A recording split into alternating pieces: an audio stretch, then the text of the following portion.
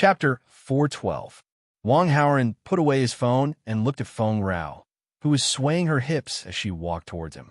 Feng Rao's eyes were shining as she stared at Wang Haoran, sizing him up. Wang Haoran felt his scalp tingling as he subconsciously took half a step back. What's wrong? Am I scary? Feng Rao saw his reaction and raised her eyebrows slightly. No. Wang Haoran shook his head. Then why are you nervous? Feng Rao asked. You're so dazzling that I feel ashamed. Of course, I'm nervous. Out of habit, Wang Haoran blurted out a compliment. But as soon as he said that, he wanted to slap his own mouth. After hearing Wang Haoran's words, Feng Rao was overjoyed. She felt that she didn't waste her time dressing up today. She walked closer to Wang Haoran with a smile. Since I'm beautiful, I'll let you look at me more carefully. While talking, she looked at him with her watery eyes without blinking. She even leaned forward slightly. Wang Haoran looked down and saw a proud curve as if she was showing off to him. He didn't dare to respond. It's time for dinner. Let's go eat. Wang Haoran turned his body and wanted to walk past Feng Rao. Don't worry, there's still a while. Feng Rao blocked his way. Wang Haoran complained in his heart as he didn't know what to do. Haoran, where are you? Feng Xuansu's voice sounded. Wang Haoran heard her and wanted to shout, Wife, save me. But after thinking about it, he felt that it wasn't the right time. He simply replied, I'm here. After saying that, Feng Xuansu appeared from the corner of a house and entered Wang Haoran and Feng Rao's vision. Seeing this, Feng Rao straightened her body and put away the smile on her face. He stared at Wang Haoran bitterly. Sister, you are here too. Feng Xuansu was surprised to see Feng Rao. What are you talking about? Xuansu, I can tell that you are definitely just friends with him. That's why I wanted to ask him in private about your relationship. Feng Rao's psychological quality was exceptionally good. After hearing Feng Xuansu's question, her expression didn't change. She asked the questions she wanted to know and explained that she had a private meeting with Wang Haoran. Sister, I want to talk to you about this in private. Feng Xuansu was afraid that if she suddenly brought up the past, it would stimulate Wang Haoran's memories and cause him to have a splitting headache like last time. I'll go check if the food is ready. Wang Haoran took the opportunity to leave. Speak, said Feng Rao after Wang Haoran had left. Feng Xuansu did not conceal anything and directly told Feng Rao what she had told Yin Yintian. After Feng Rao heard it, she was stunned for a long time. She had only guessed that Feng Xuansu liked Wang Haoran. However, she had never thought that it would be such a situation. Sister, Haoran did not mean to offend you last time. Thank you for forgiving him for my sake. Feng Xuansu said gratefully. We are sisters, and your husband is not an outsider. You don't have to thank me. Feng Rao waved her hand casually. Thank you, sister. Feng Xuansu was overjoyed. Feng Rao returned a smile, but sighed in her heart.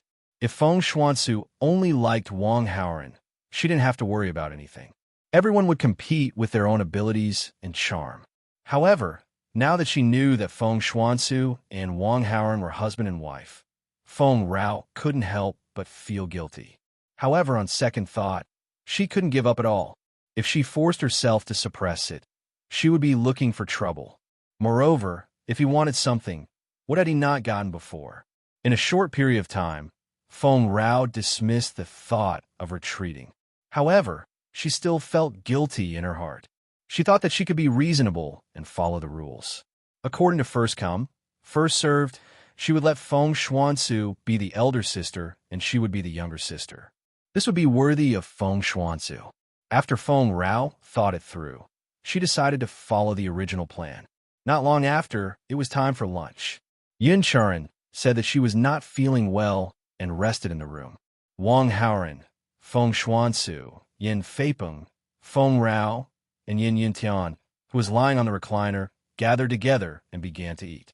Yin Yuntian's hands were inconvenient, so a servant fed him.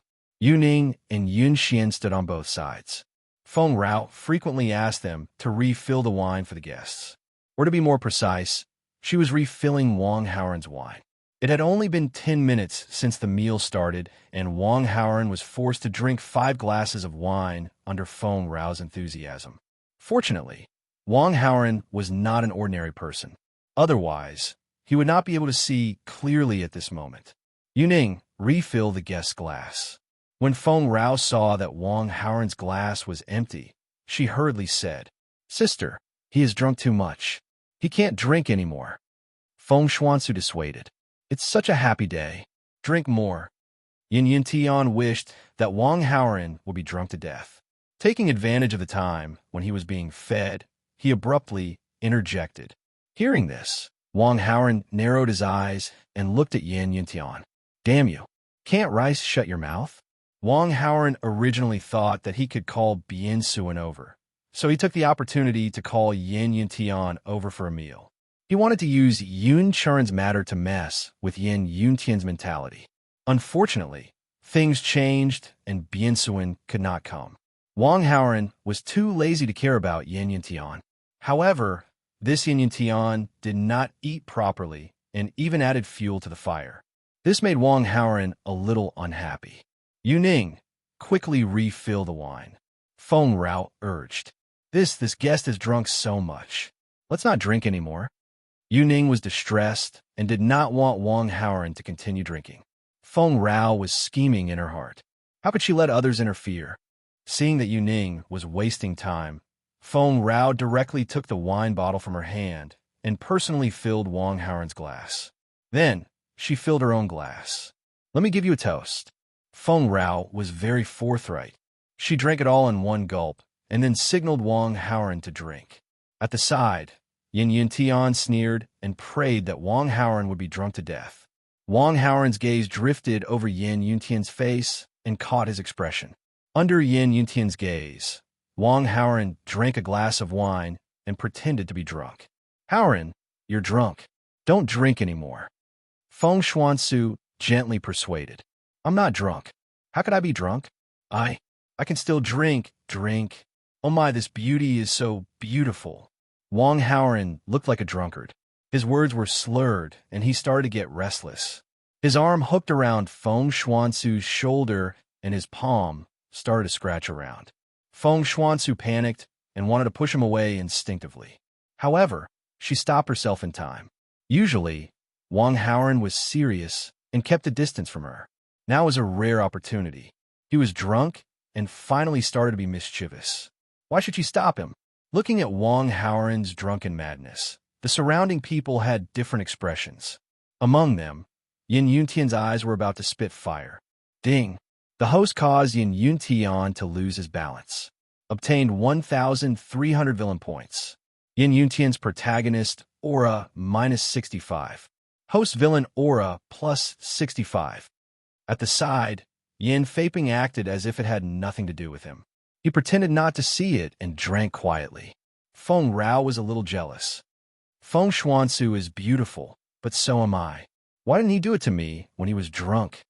Yin Yuntian was angry for a while, but he slowly got over it. After all, Wang Haoren and Feng Xuansu were husband and wife. It was not a big deal for the former to mess around with the latter when he was drunk. As Wang Haoren pretended to be drunk, he noticed the change in Yin Yuntian's expression. He understood that he would not be able to change Yin Yuntian's mind if he continued to be drunk on Feng Xuansu. He turned his gaze and looked at Feng Rao with a drunken expression.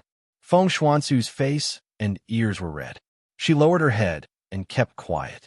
She did not dare to look anywhere else. She did not notice Wang Haoren's expression and actions. The others seemed to have sensed something. Yin Feiping's leisurely drinking froze. Feng Rao was all smiles. Her eyes were filled with anticipation. Yin Yuntian's pupils shook. He suddenly had a bad premonition and wanted to stop them. However, at the moment he hadn't said anything, Wang Haoren, who was still drunk, had his hands formed into dragon claws, attacking Feng Rao decisively and accurately. Chapter 413. The originally lively dinner party became silent, and no one made a sound. Feng Xuansu was confused. She lowered her head out of shyness and saw a scene that made her speechless. Ding! Host caused damage to the protagonist, Yin Yuntian's mentality. Received 1,400 villain points. Yin Yuntian's protagonist, aura, minus 70. Host villain, aura, plus 70.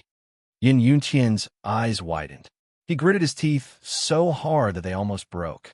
Yin Feipeng, who was watching the show, was furious. He slammed the wine glass on the table and raised his hand to slap Wang Haoren. Last time in the hospital, it could be said to be an accident, but this time it was obviously intentional. Although it was because Wang Haoren was drunk, Yin Feipeng couldn't care less. However, Yin Feipeng couldn't care less for the time being. He just wanted to teach Wang Haoren a lesson. Seeing this, Feng Xuanzu threw the chopsticks in her hand at Yin Feipeng's face. The chopsticks were infused with true qi and had extraordinary strength. Yin Feipeng was shocked and quickly dodged. His action to slap Wang Haoren was interrupted. When he was about to slap again, Feng Rao spoke. Yin Feipeng, sit still. Her voice wasn't loud, but it was very useful. Yin Feipeng sat upright. He didn't dare to move or breathe, to prevent things from getting worse. Feng Xuanzu quickly pulled Wang Haoren away and looked at Feng Rao with fear. Sister, he's drunk. I apologize to you on his behalf. Feng Rao's curvaceous clothes were wrinkled. She could vaguely see the marks of her hands. But what surprised Feng Xuanzu was that Feng Rao didn't look angry. She looked indifferent and didn't take it seriously. It's okay. Feng Rao waved her hand and responded to Feng Xuanzu. Obviously, she didn't care about it. Yin Feipeng wanted to express his opinion. But when Feng Rao glanced at him, he kept quiet and didn't dare to say anything. Yin Yuntian couldn't help it. Mother, you're too generous. How can you let him go so easily? I toasted him first. That's why he got drunk. It's my fault. Why should I blame him? Feng Rao said. Do you know if he's really drunk or just faking it? Maybe he did it on purpose. Yin Yuntian wanted to expose Wang Haoren so that Feng Rao could teach him a lesson. When Feng Ai heard this, his eyes flickered. She actually hoped that Wang Haoren had deliberately used alcohol to commit the crime, because this proved that he had other ideas. If he was really drunk, Feng Rao would be disappointed. This was because Wang Haoren himself might not even know what he was doing. By the time he sobered up, he might have forgotten everything. Young master is full. Carry him back to his room. Feng Rao didn't answer Yin Yuntian's question. Instead, she ordered the servant. Yin Yuntian was forcibly carried away by several servants in a recliner. Before he left, he glared at Wang Haoren. Wang Haoren's eyes met his, and he blinked his eyes. Ding! The host has damaged Yin Yuntian's mentality. The host has received 600 villain points. Yin Yuntian's protagonist aura -30, and the host's villain aura +30. This guy is pretending to be drunk. He's pretending. Yin Yuntian saw Wang Haoren's actions and immediately understood and exposed him. However, Yin Feipeng was like a child. He didn't dare to move or speak. As for Feng Rao, after hearing this, not only was she not angry, she was secretly happy. Soon, Yin Yuntian was carried away, and the surroundings were quiet. Seeing this, Wang Haoren felt bored and pretended to be drunk at the table. Yin Xian, Yuning, the guest is drunk. You guys take him to a clean bedroom to rest. Feng Rao ordered them. Sister, there's no need. Let me take him back. Feng Xuanzu said. This is your home too. Since you're here, you have to have dinner before you leave. Moreover, he's drunk. It's not good to take him away. Let him rest here. Feng Rao grabbed Feng Xuanzu's hand enthusiastically, looking like a sister. Feng Xuanzu couldn't refuse and had no choice but to agree. Yin Xian and Yu Ning, one on the left and one on the right, helped Wang Haoren to leave and came to a clean bedroom. The drunkenness on Wang Haoren's face slowly dissipated. Master, you're not drunk. Yin Xian was surprised. Master is obviously pretending to be drunk to anger Yin Yuntian. Yu Ning covered her mouth and laughed. I hope that master is really drunk. Yin Xian said mischievously. Just now, Wang Haoren was drunk and everyone present saw it. After hearing Yin Xuan's words, Yu Ning immediately understood and couldn't help but nod.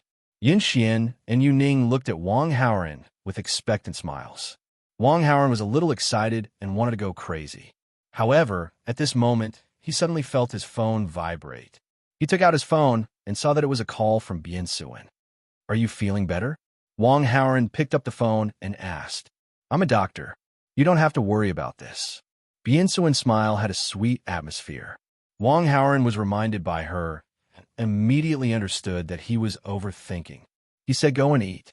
After you finish eating, come to Yin Yuntian's mansion. I have something for you to do. This matter might make you unhappy." Previously, Bien Suen was in a bad mood because he had asked her to fool the patient. With the previous experience, Wang Howren reminded her in advance. "I'm fine, as long as you're happy." Bien Suen immediately replied, "Aren't you going to ask what it is?" Wang Howren was surprised. "No need. No matter what you ask me to do, I'm willing." Bien Suen's voice was sincere. She didn't sound like she was being forced. Wang Howren felt comfortable when he heard that. He told her what he wanted Bien Suen to do and said, "Come over as soon as you finish eating. I'll wait for you." "I'm not eating. I'm coming over now." Bien Suen was eager to complete the task given by Wang Howren as soon as possible. After saying that, she hung up the phone without waiting for Wang Howren to say anything. After some time, Bien Suen appeared outside the mansion. Yuning invited her in respectfully and went to Yin Yuntian's bedroom. Yin Feiping was waiting there. When he saw Bien Suen, he greeted her politely. Yun Churen heard the news and also went to Yin Yuntian's bedroom. She pretended to be concerned about Yin Yuntian's situation.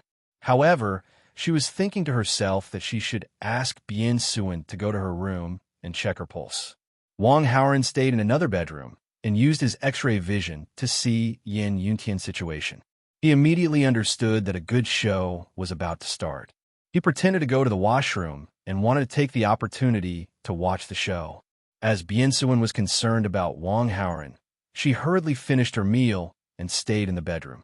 Feng Ai pretended to accompany her sister, Feng Xuansu, so she was also in the bedroom. The two ladies thought that Wang Howren was drunk. They were worried and followed him. Wang Howren went to the washroom and turned around. When he passed by Yin Yuntian's bedroom, he suddenly walked in. "This isn't the bedroom you slept in. You're in the wrong room." Feng Xuansu thought that Wang Howren was drunk, so she reminded him, No, this is the bedroom I slept in just now." Wang Howren insisted on walking in. Feng Xuansu had no choice but to follow him in. Bien Suen checked Yin Yuntian's recovery with a silk thread. Hearing the commotion, Yin Feiping and Yin Yuntian looked at Wang Howren unhappily. Fortunately, it did not seem to affect Bien Suen. She quickly finished checking and said that Yin Yuntian's recovery speed was impressive. He would be fully recovered in another 20 days. Yin Yuntian was overjoyed. He stole a glance at Wang Howren. He thought to himself, "You'll die in 20 days. Seeing that she was done, Yun Churen said to Bien Suen, "Divine Doctor, I'm not feeling well. Can you take a look at me?" Of course. Bien Suen nodded and wanted to check her pulse. Yun Churen did not dare to let Bien Suen check her pulse in front of others. She wanted to ask Bien Suen to go to her room, but before she could say anything, she felt nauseous. Ugh. Yun Churen retched for a while. Yin Yuntian had seen it before, so he was not surprised. Yin Feipeng, Feng Rao, and Feng Xuansu looked at her suspiciously. Although Yun Churen was panicking, she looked calm on the surface. Seeing this, Yin Feipeng and the others felt that they were overthinking. Yun Churen was the daughter of the sect master of a major sect. She was well-educated and unmarried. How could she cross the line? Wang Howren snickered inwardly. With the excuse of being drunk, he immediately pointed at Yun Churen's stomach and said, Baby, you have a baby." Hearing this, Yun Churen's calmness collapsed. Guilt and panic flashed across her face. Everyone's attention was on Yun Churen. Although Yun Churen's flustered expression disappeared in a flash, it was still seen by everyone. Yin Feipeng, Feng Rao, and Feng Xuansu could not help but look at Yin Yuntian. They subconsciously felt that this was his doing, but they soon realized that something was wrong, because Yin Yuntian's face was as dark as the bottom of a pot. Chapter 414. Many pairs of eyes looked at Yun Churen, making her feel uneasy. She glared at Wang Howren angrily. If it wasn't for the drunkard's sudden words, he wouldn't have panicked, and everyone wouldn't have doubted him. At this moment, Yun Churen wished she could walk over and punch this drunkard. However, compared to venting her anger, Yun Churen was more worried that her secret would be exposed. Yun Churin pretended to be calm and still held on to a glimmer of hope. Yin Yuntian looked at Yun Churin deeply and did not get angry immediately. Instead, he asked Biensuin in a deep voice, "Churin is not feeling well. Please take her pulse, divine doctor. It's no trouble at all." Biensuin had already discussed this with Wang Haoran. Even if Yin Yuntian did not ask, she would still do it. However, since Yin Yuntian asked, it saved her a lot of trouble. "Please take a seat." Biensuin sat down on a stool in the room and gestured to Yun Churin. Yun Churin wanted to refuse. However, in this situation, if she refused, it would seem that she had a guilty conscience. She walked to the stool beside Biensuin and sat down. Then, she placed her arm on the table beside her. Her heart was beating very fast. However, she still held on to some hope. After all, it had been less than half a month since that incident. Even if she was pregnant, it might not be possible to take her pulse. While Yun Churin was deep in thought, Biensuin reached out and placed her hand on Yun Churin's wrist. The room was silent as they waited for the result. After a while, Biensuin retracted her hand. "Divine Doctor, how is it?" Yin Yuntian asked immediately. Biensuin smiled and looked at Yin Yuntian. "Of course it's a happy occasion. Congratulations." Then, she felt that she had misspoken and blamed herself. "I'm sorry. I almost forgot. Miss Churin is less than half a month pregnant in your body. I'm sorry. I'm sorry." Biensuin apologized repeatedly for her slip of the tongue. Wang Haoran heard it and almost laughed out loud. He secretly gave Biensuin a thumbs up. Then he looked at Yin Yuntian, who had an interesting expression on his face. Yin Yuntian only felt that the top of his head was as heavy as 1,000 pounds, and his entire person was stupefied. Ding! The host manipulated behind the scenes, causing Yin Yuntian's mentality to be damaged. The reward is 1,000 villain points. Yin Yuntian's protagonist aura -50, and the host's villain aura +50. Ding! The host manipulated behind the scenes, causing Yin Yuntian's mentality to be damaged. The reward is 1,000 villain points. Yin Yuntian's protagonist aura -50, and the host's villain aura +50. Ding! The host manipulated behind the scenes, causing Yin Yuntian's mentality to be damaged. The reward is 1,000 villain points. Yin Yuntian's protagonist aura -50, and the host's villain aura +50. Ding! Yin Yuntian's protagonist aura has dropped below 2,000 points. Fatal damage rebound aura has failed. Wang Haoran received a large number of rewards, and his heart was filled with satisfaction. Now that Yin Yuntian's halo was gone, it would be very easy to get rid of him. "Speak, who is it? Whose is it?" Yin Yuntian roared at Yun Churin with a ferocious look on his face. Previously, when Ning Aoshue and Feng Anna broke off the engagement with him, although he was sad, he endured it. After all, he did not have high expectations for the two of them. But Yun Churin was different. She was the main wife candidate, different from Ning Aoshue and Feng Anna. Yin Yuntian had high expectations for her, thinking that Yun Churin was different from other women. But who knew? Yun Churin was even worse than Ning Aoshue and Feng Anna. At most, Ning Aoshue and Feng Anna would break off their engagement. However, Yun Churin was pregnant. Yin Yuntian's heart was in a mess. In the face of Yin Yuntian's questioning, Yun Churin chose to remain silent. Although she was secretly harmed, she was not in the wrong. But judging from Yin Yuntian's attitude, even if she said it, it would be useless. In Yin Yuntian's opinion, whether she was willing or forced, she had made him lose face. Yun Churin knew Yin Yuntian's character quite well, so she did not want to say such useless nonsense. "Mother, kill her, kill her." Yin Yuntian was agitated. He hated that he could not move, so he wanted to borrow Feng Rao's hand. "Churin is still young. Maybe it was just a moment of impulse. You don't have to kill her." Feng Rao stood still and did not intend to do anything. Of course, she was not soft-hearted, but she cared about the overall situation. Behind Yun Churin stood a sect whose overall strength was not inferior to Fengxi Mountain. Moreover, Yun Churin was the daughter of the sect's leader, so her status was extraordinary.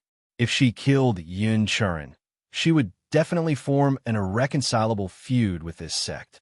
As the master of Fengxi Mountain, Feng Rao was certainly responsible for Fengxi Mountain. Moreover, Wang Haoran was still here, so she had to consider Wang Haoran's thoughts. Helping Yin Yuntian would make Wang Haoran unhappy. Mother, you... Yin Yuntian was stunned and turned to look at Yin Feiping. Father, kill her, kill her. Yin Feiping was very angry about Yin Churan and was on the verge of exploding. When he heard his son's words, he immediately wanted to kill Yin Churan. However, just as Yin Feiping was about to kill her, Feng Rao glared at him. Yin Feiping suddenly became like a deflated ball and did not dare to move. Yin Feiping naturally understood that Feng Rao cared about Fengxi Mountain. He was Feng Rao's husband. If he killed Yin Churan, this debt would still be blamed on Fengxi Mountain. How could Feng Rao sit back and watch this happen? Yin Feiping immediately turned a deaf ear to Yin Yuntian's words. Yin Yuntian saw this and went crazy, but there was nothing he could do. However, in her heart, she was thinking that she would personally kill that be *TCH Yin Churan after she recovered from her injuries.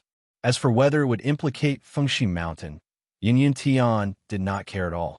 His mother, Feng Rao, did not care about his thoughts, so why should he care about her thoughts? Churan, I can let this matter go, but this matter concerns Fengxi Mountain's reputation. I hope it can be handled appropriately. Feng Rao spoke again. Yin Yuntian was the young master of Fengxi Mountain. If the young master shone brightly, Fengxi Mountain would also be embarrassed. Feng Rao had to consider this issue. Aunt Rao, thank you for your magnanimity. Yin Churan was sincerely grateful, but her heart was in a mess, and she could not think of a suitable idea. She then asked, I want to hear your opinion on how to deal with it appropriately.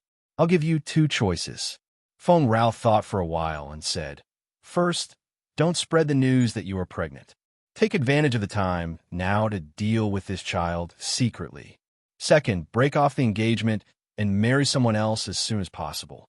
When the child is born, there will be a legitimate reason and it will not arouse gossip. These 2 methods can save the reputation of Fengxi Mountain and your sect. As for which one to choose, it's up to you. Yes. Yin Churan could not help but nod after hearing this. She admired Feng Rao's 2 solutions. However, she felt that it was very difficult to choose the former or the latter. She had suffered an unforeseen event and hated the man who had secretly harmed her. At the same time, she also hated the child in her belly. She had the thought of killing the child. However, the child was still a little life and was innocent. Yin Churan was in a dilemma and hesitated. Chapter 4:15. Yin Churan was silent for a long time and did not answer. Feng Rao saw this and frowned. What's your choice? She wanted to know Yin Churan's decision in advance so that she could cooperate. Seeing that Yin Churan was hesitating, she urged her. Yin Churan looked conflicted. She subconsciously touched her lower abdomen as if she felt a small life interacting with her. Her heart softened and she replied, I will get married as soon as possible. I won't embarrass Fengxi Mountain because of this. After saying this, she was a little confused. Although she decided to get married as soon as possible, who should she marry? This was a big problem. And even if she found a suitable person, should she tell this person that she was pregnant? If she kept it a secret, then she would be letting this person down. Yin Churan's idea was to confess before she got married. She did not want to harm others. But who should she find to be the scapegoat? While Yin Churan was thinking, her gaze inadvertently turned. When it fell on Wang Haoran, it paused for a moment. Wang Haoran was pretending to be drunk, but he was not really drunk. However, he could not guess Yin Churan's inner thoughts with just a slight pause in his gaze. However, Wang Haoran still felt a little regretful about Yin Churan's choice. Because if Yin Churan chose not to have this child, then Bien Suin could naturally prescribe a medicine and let Yin Churan deal with this child. Then, the matter of tricking Yin Churan could be naturally erased. However, Yin Churan decided to find a suitor.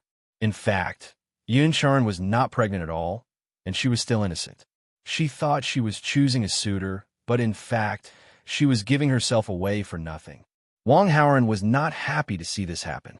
After all, Yin Churan was the female lead. It was a pity to give her up. Aunt Chong, I'll take my leave first. Yin Charan's heart was in a mess, so she said to Feng Rao, let me know when you leave Qingling. In Feng Rao's opinion, if Yin Charan wanted to get married, she should find someone from the hidden world. It was only a matter of time before she left Qingling. I will, Aunt Chong. Yin Charan nodded and left with mixed feelings.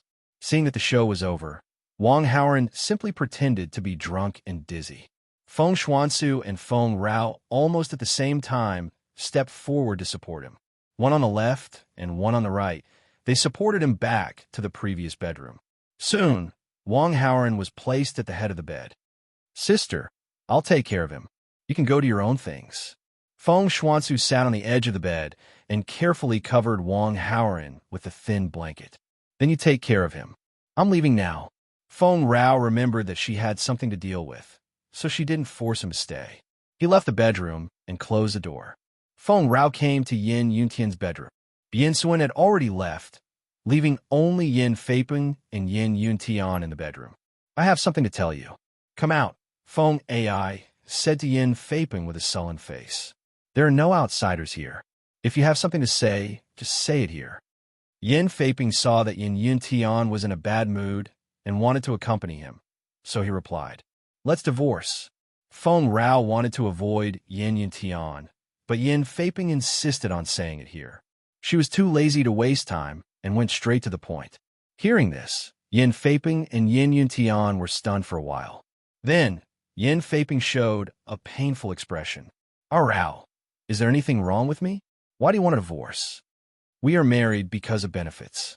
I have never had that kind of romantic feeling for you. I didn't care in the past, but now I have someone I like. Feng Rao was domineering. She wasn't a little girl, so she didn't hide it and said it openly. Rao, I beg you, don't leave me, okay? Although Yin Feiping was angry, he was more reluctant and begged. I'm talking to you calmly now. It might not be so later. Feng Rao was losing her patience. Okay, let's divorce. I wish you happiness. Yin Feiping struggled for a while and made a decision. He knew Feng Rao's character. When Feng Rao decided to do something, no one could change her mind. They were going to divorce. Yin Feiping knew that if he agreed, they could still be friends. But if he didn't agree, they couldn't be friends anymore. After weighing the pros and cons, Yin Feiping chose to agree. Yin Yuntian heard this and looked at Yin Feiping with resentment. He felt that his father wasn't a man. He was so lowly. He was a big bootlicker. Feng Rao took out the divorce agreement she had prepared earlier. Yin Feiping reluctantly signed it and pressed his fingerprint. At this point, they were no longer husband and wife. Rao, can I ask, who is the person you like? Which big shot in the hidden world? Yin Feiping asked. He's not a big shot. He's just a rich young master in the secular world. Feng Rao saw that Yin Feiping was so cooperative, so she didn't hide it and told him directly. Wang Haoran? Yin Feiping asked in surprise. Feng Rao didn't say anything. Obviously, she admitted it. What's so good about that guy? He's just an idiot. Yin Feiping was not convinced that he lost to such a person, so he immediately complained. No matter how useless he is, I still like him. If you dare to slander him again, I won't go easy on you. Feng Rao warned. Yin Feiping heard this and immediately became timid. He swallowed the rest of his words. In order to calm Feng Rao down, he reorganized his words. Rao, since you like him, I can only wish you happiness. If you get married in the future, remember to invite me to your wedding. I hope you're sincere. Don't go against Haoran in the future. Otherwise, we'll be enemies. Feng Rao didn't know whether he was sincere or not, so she warned him. Then, she looked away from Yin Feiping and looked at Yin Yuntian. And you, I don't care what happened between you and Haoran. In the future, you'd better be respectful in front of him. Don't do anything sneaky and hurt him. Otherwise, don't blame me for not caring about family ties and doing things that I don't want to do. Rao, I sincerely wish you happiness. I won't go against Wang Haoran. Yin Feiping immediately expressed his attitude. Feng Rao nodded with satisfaction and waited for Yin Yuntian to speak. Bang, bang, bang. Yin Yuntian went crazy. He ignored the pain in his hand and hammered the bed with his hand. He screamed like a madman. Even if Feng Rao liked a beggar, he didn't want her to be Wang Haoran.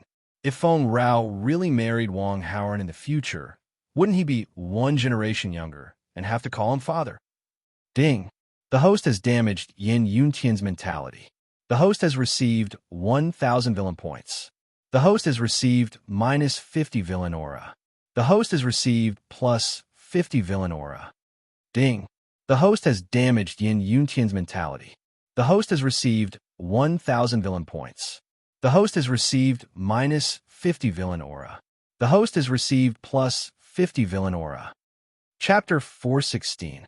Mubai's identity was not clean. To avoid trouble, he did not choose to stay in the hospital. Instead, he returned to the mansion to recuperate. After the private doctor's treatment, Mubai had gotten better, but it was still difficult for him to get out of bed and walk around. Brother Mu, I found out what you asked me to investigate. One of his men knocked on the door, walked into the bedroom, and reported to Mubai. Speak, Mubai said in a low voice. I've interrogated all the students who attended the gathering that day.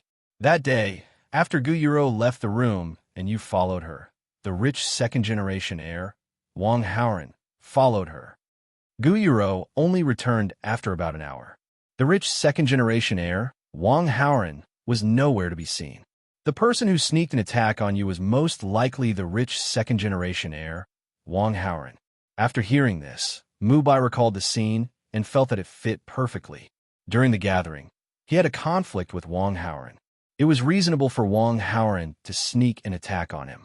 However, Mubai still had a question. His skills were very good. He could beat dozens of hooligans by himself. However, at that time, he was knocked unconscious before he could even hear the sound of footsteps. Was this rich second-generation heir so good? How could he not make any sound when he walked? Didn't you check the details of that rich second generation before? Is he a martial artist? Mubai asked his subordinate. I've asked his university classmates and got the exact information.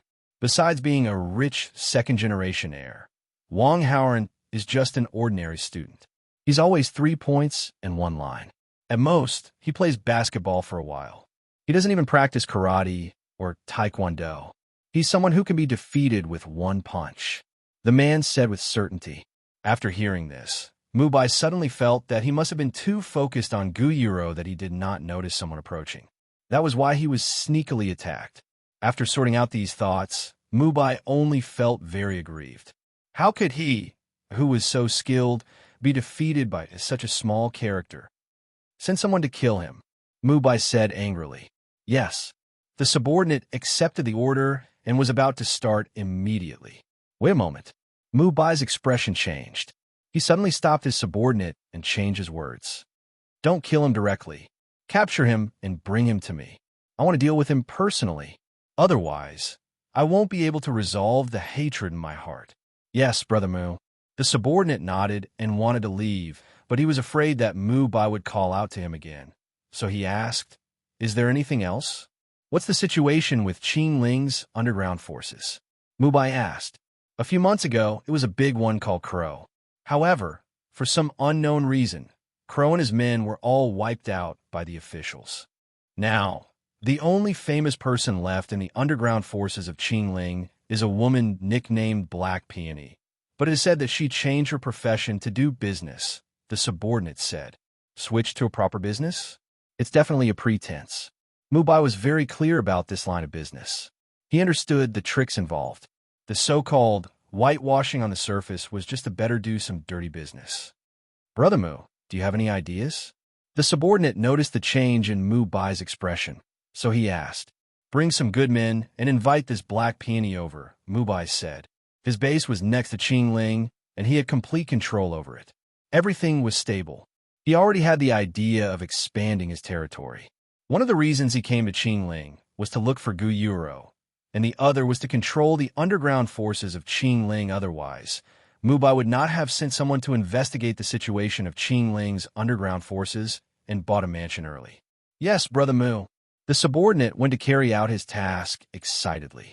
Feng Xuanzu was waiting by his side. Wang Howard was very assured. So he took an hour of nap to restore his mental state to the best so that he could sleep through the night. You're awake. Do you feel better? Feng Xuanzu asked gently when she saw Wang Haoren slowly opening his eyes. Much better. Wang Haoren felt that there was no need to pretend to be drunk anymore. Drinking is bad for your health. Drink less next time. No, it's best not to drink. Feng Xuansu touched his face and said with heartache.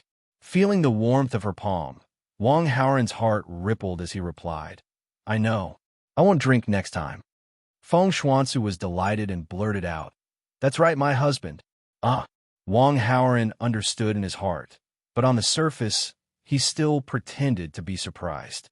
Feng Xuansu was stunned and a little shy, but she still mustered her courage and said, I'm not lying to you.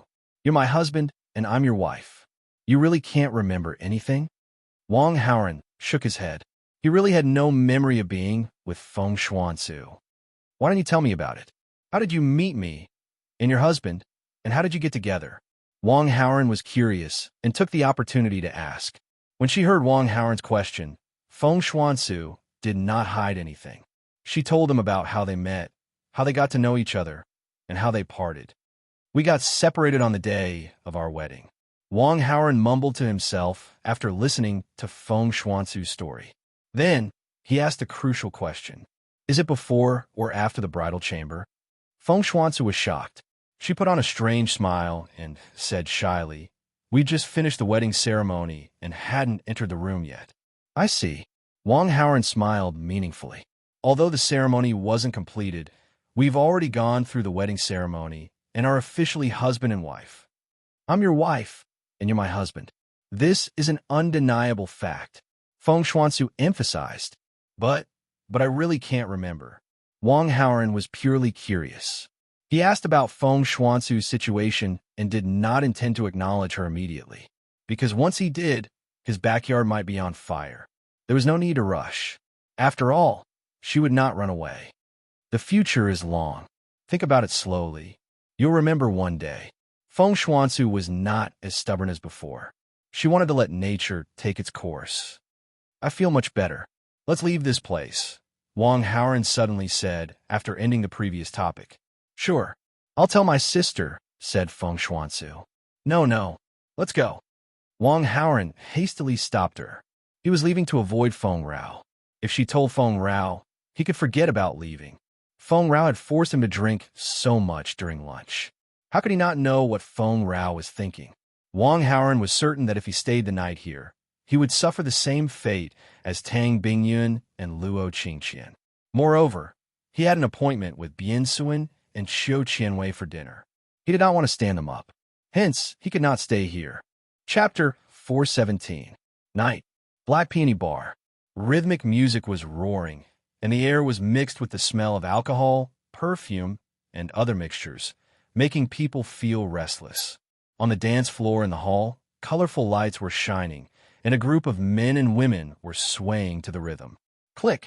The sound of a switch closing was heard, and the lights around went out, and the music stopped. A few seconds later, the lights came back on. After such a disturbance, the men and women on the dance floor lost their interest and started to complain. At this time, a man with an unfriendly face walked to the front of the bar and snatched the microphone from the hands of the singer. Irrelevant people, get out. These words seemed to be in order. The underlings of the bar saw this and immediately walked toward the troublemaker. Hey, you bastard. Before he could finish, he was kicked a few meters away by the tall man. The rest of the underlings saw this and rushed over, throwing punches and flying kicks. But after 10 seconds, they were all knocked to the ground by the tall man and lost their fighting strength. Crocodile, at least leave a few for me. In the field, a man with a cigarette in his mouth complained to the tall man who attacked. Old Ghost, don't worry, there are more. The man called Crocodile grinned. We're not here to play, right? Another man walked out and said as a reminder. He was the one who helped Mu Bai gather information and was also Mu Bai's #1 underling, nicknamed Vulture. Mu Bai had 4 underlings, namely Vulture, Crocodile, Old Ghost, and Wild Bull. They were called the 4 heavenly kings in the industry. Next to Qing Ling, they were existences that made people tremble in fear. Only 3 people came to the Black Peony Bar, but it was far enough. The people in the bar's monitoring room noticed the situation and immediately used the microphone to inform all the underlings to help. Dozens of underlings rushed to the bar's hall with weapons in hand. The bar was in chaos, and a group of men and women rushed out of the bar, afraid to be involved. Not long after, all the guests left. Vulture, Crocodile, and Old Ghost fought with dozens of underlings. Sister Chinyu, it's bad, it's bad. A waitress hurriedly pushed open the door of the bar's office and walked in. What are you making a fuss about? Zhuo Chunyu was currently applying a facial mask. Someone's here to cause trouble, the waitress reported. Who are they? How many are there? Zhuo Chinyu removed the mask, her face full of shock. Ever since Crow had been captured, the scene had been very quiet. I don't know who it is, but there aren't many of them. Only 3. The girl said, only 3 people? Are they tired of living? Zhuo Chinyu had thought that there would be around 180 people, so she was a little apprehensive. When she heard that there were only 3 people, she immediately rolled up her sleeves and walked outside. Soon, they arrived at the main hall. People were lying on the ground, screaming miserably. There were only 3 people left standing. Zhuo Chinyu did not recognize these 3 people. Zhuo Chinyu's expression became serious. With her skills, it wouldn't be a problem for her to beat up a dozen people. But the 3 people in front of her were not ordinary. If it was one-on-one, Zhuo Chinyu did not have much of a chance of winning. If the 3 of them attacked together, Zhuo Chinyu knew that she would not be able to resist. Hey, Peony? Vulture asked when he saw Zhuo Chinyu appear. Who are you people? What do you want? Zhuo Chinyu asked in a low voice. Our boss wants to invite you to come with us. Vulture said, you call this an invitation? Zhuo Chinyu glanced at the underlings on the ground and asked angrily. Hee, if it wasn't like this, I wouldn't be able to see you. Vulture laughed sinisterly. Who is your boss? Zhuo Chinyu asked. You'll know when you go. As Vulture spoke, he gestured, please. Zhuo Chinyu stood in place, her fists clenched. Crocodile and Old Ghost moved closer to her. Zhuo Chinyu weighed the pros and cons, then relaxed her clenched fists. The 3 people in front of her were too strong. She was no match for them, and if she ran away, they would target her underlings. Helplessly, she could only go with them. However, Zhuo Chinyu felt that this trip would not bode well for her. In her anxiety, she wanted to contact Wang Haoren. After all, this guy was quite good at fighting. In front of him, she had no power to resist. However, Zhuo Chinyu thought about it again. Wang Haoren was only one person. Even if he was strong and could fight against 20 people, could he fight against 30 or more? Moreover, the most powerful thing about these guys in front of her was not necessarily their fists and feet. Zhuo Chinyu was doing honest business. Naturally, she did not have those kinds of firearms. But these people in front of her did not look like good people. They should have those kinds of things. No matter how good their martial arts were, they would be shot down. Asking Wang Haoren to go over was simply sending him to his death. Although Zhuo Chinyu did not have a good impression of Wang Haoren, she still cared about their friendship.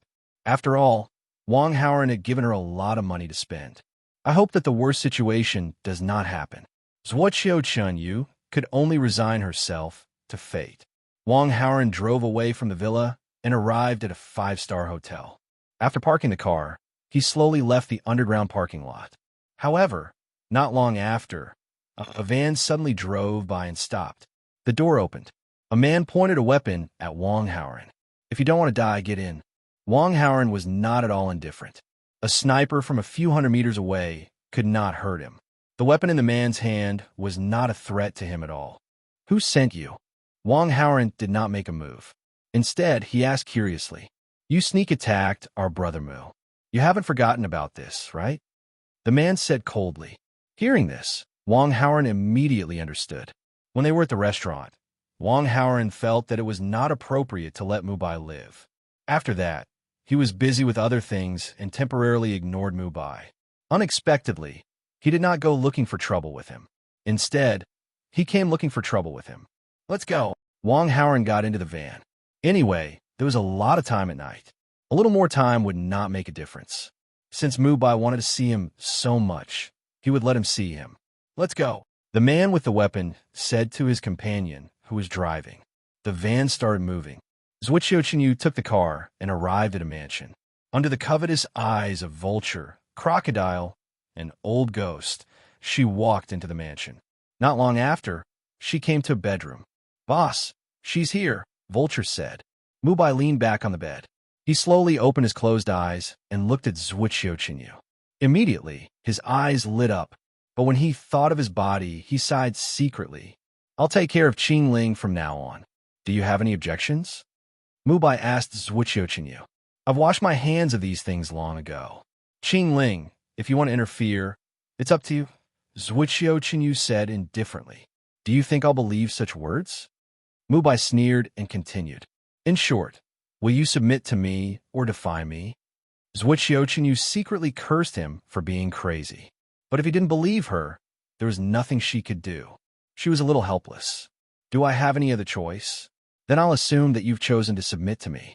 Mubai smiled proudly. Zhuqiu didn't say anything, because she had no room to bargain. She planned in her heart. She would pretend to agree first and think of a way to solve the problem when she got back. "Take off everything, off," Mubai ordered. Zhuqiu's temper wasn't very good. When she heard this, she wanted to retort, "If you want to look, go look at your mother." But because of the situation, she endured it. "Didn't you hear me? If you submit to me, you have to submit to me." Mubai's face showed a perverted smile. His idea was simple. Although he couldn't do anything, he could at least look, right? Vulture, crocodile, and old ghost felt that Zhuqiu wouldn't be so obedient. They immediately walked toward her, planning to use brute force. Mubai wasn't the only one who wanted to look. They also wanted to look. They had seen many beautiful women in the underworld, but this was the first time they saw a woman as beautiful as Zhuqiu. Zhuqiu gritted her teeth and prepared to fight with her life on the line. "Boss, Brother Wild Bull has captured the rich second generation that attacked you," Mubai's subordinate suddenly reported. Chapter 418. Hearing his subordinate's report, Mubai's mood was interrupted. He gestured towards Vulture and the other two. Vulture and the other two understood and did not immediately attack Zhuqiu. Zhuqiu subconsciously let out a sigh of relief, but her nerves were still tense. She finally understood that she had walked into a wolf's den. Although she was fine now, she might not be fine in the future. "Bring this rich second generation here." Mubai's voice was cold as he ordered his subordinate. Compared to Zhuqiu, he wanted to deal with this rich second generation first. His subordinate nodded and left. Not long after, a tall and tan man, the man nicknamed Wild Bull, brought Wang Haoran to the bedroom. "Why are you here?" Zhuqiu saw Wang Haoran and could not help but exclaim in shock. Wang Haoran was also surprised. He did not expect to meet Zhuqiu here. However, when he saw Zhuqiu's tense body and the surrounding people staring at Zhuqiu, Wang Haoran could tell that Zhuqiu and Mubai were not in cahoots. After figuring this out, Wang Haoran could not help but frown. He originally planned to kill Mubai and his underlings, then erase the evidence and leave. However, now that Zhuqiu was here, this plan would not be easy to carry out. Wang Haoran walked over and found that there were 20 to 30 people in Mubai's den. Wiping out these people was a matter of great importance. Although Zhuqiu was restricted by the poison, her favorability was only 30. It was hard to guarantee that she would not expose this matter. Unless he killed Zhuqiu, then he would not have any worries. However, Zhuqiu was the female lead, so it was a pity. Thinking of this, Wang Haoran decided to change his plan. He looked at Zhuqiu and asked, "Why are you here?" "This group of people mysteriously came to cause trouble for us and even invited me here." When Zhuqiu said the word "invited," her tone was particularly heavy. Wang Haoran naturally understood the meaning behind his words and frowned. "Then why didn't you contact me? Is there any point in contacting you? Weren't you captured and brought here?" Zhuqiu curled her lips, her tone carrying a trace of ridicule. "Know your place. How can you talk to me like that?" Wang Haoran reminded him. "You can't even protect yourself, so don't scare me. If you still want to threaten me with the antidote, you'd better save it. Since we're all going to die together and become ghosts, we'll be on equal footing. Why should I be afraid of you? Zhuqiu did not believe that she would be able to leave this place alive. From her words, she was ready to throw caution to the wind. Even if Wang Haoren were to give him the antidote now, what use would it be? She would not strip in front of others just to survive. At worst, she would die. Seeing Zhuqiu use determined look, Wang Haoren could not help but find it funny. When Mu Bai saw Wang Haoren reminiscing with Zhuqiu as if there was no one else around, his face darkened. That day at the restaurant, you were the one who ambushed me, right? I ambushed you? You must be mistaken. I'm a first-year university student. I'm usually well-behaved and have never fought with anyone. I'm an excellent student. Why would I hit someone behind their back? Wang Haoren said. I've already checked. It's useless for you to quibble, Mu Bai said. Then what do you want to do? Wang Haoren asked. How do you want to die? Tell me, Mu Bai said coldly. Don't mess around. I've already called the police, Wang Haoren said. Mu Bai frowned and looked at Bison. That's impossible. After he got in the car, I confiscated his cell phone. Wild Bull said as he wanted to take out Wang Haoren's cell phone to prove it. However, after searching for a long time, he could not find it. He must have dropped it in the van, Bison said with certainty. Buzz buzz. The phone vibrated slightly. Mu Bai looked at Wang Haoren in surprise. The reason for that was because the voice was coming from Wang Haoren. Third sister and I are here. Where are you? After answering the phone, Wang Haoren heard Qiu Qianwei's slightly anxious and elegant voice. I'll be there as soon as possible. Wait for me, Wang Haoren replied and hung up the phone. Mu Bai's gaze shifted slightly and looked at Bison angrily. Brother Mu, I really confiscated his phone. He must have 2 phones, Bison said and quickly took Wang Haoren's phone. He turned it off and put it in his handbag to prevent him from informing the outside world. Even so, Mu Bai still stared at Bison angrily and did not look away. Brother Mu, it seems that this guy really called the police, Vulture said. Let's lock them in the secret room first. We'll deal with them after we send away those who are investigating, Mu Bai said. Zhuqiu felt that this was an opportunity. She winked at Wang Haoren. She thought that she could cooperate with Wang Haoren and hold Mu Bai hostage so that Mu Bai's underlings would not dare to do anything. Then, when the police arrived, they would be out of danger. However, Zhuqiu's eyes were about to cramp. Wang Haoren was unmoved. Vulture nodded and took out a rope to tie Zhuqiu in Wang Haoren's hands. He brought them to the secret room. Then, he locked the door of the secret room. Only Wang Haoren and Zhuqiu were left in the secret room. What's going on? Are you stupid? Or are you timid? It was such a good opportunity just now. If we worked together to control Mu Bai and wait for the police to arrive, we would be fine. Zhuqiu said angrily. I said to call the police. You really believe me? Wang Haoren laughed. So you lied to them? Zhuqiu's expression was dejected. She sat on the ground and felt that she was doomed. It's over. You don't want to die? Wang Haoren asked. Isn't that obvious? I haven't even married yet. I haven't experienced what it's like to be a real woman. Of course, I don't want to die. Zhuqiu was extremely depressed. If you had a chance to live, but you had to be loyal to a rich man and be his girlfriend, what would you choose? Wang Haoren threw out a multiple-choice question. Zhuqiu thought for a while. I have to see if this rich man is handsome or not. If his body is not good, then good. Like me? Although Wang Haoren's hands were tied, he could still pull up his shirt. His perfect 8-pack abs were on display. Zhuqiu's eyes widened and her heart jumped. She really didn't see that Wang Haoren's body was so good. These abs should be very powerful, right?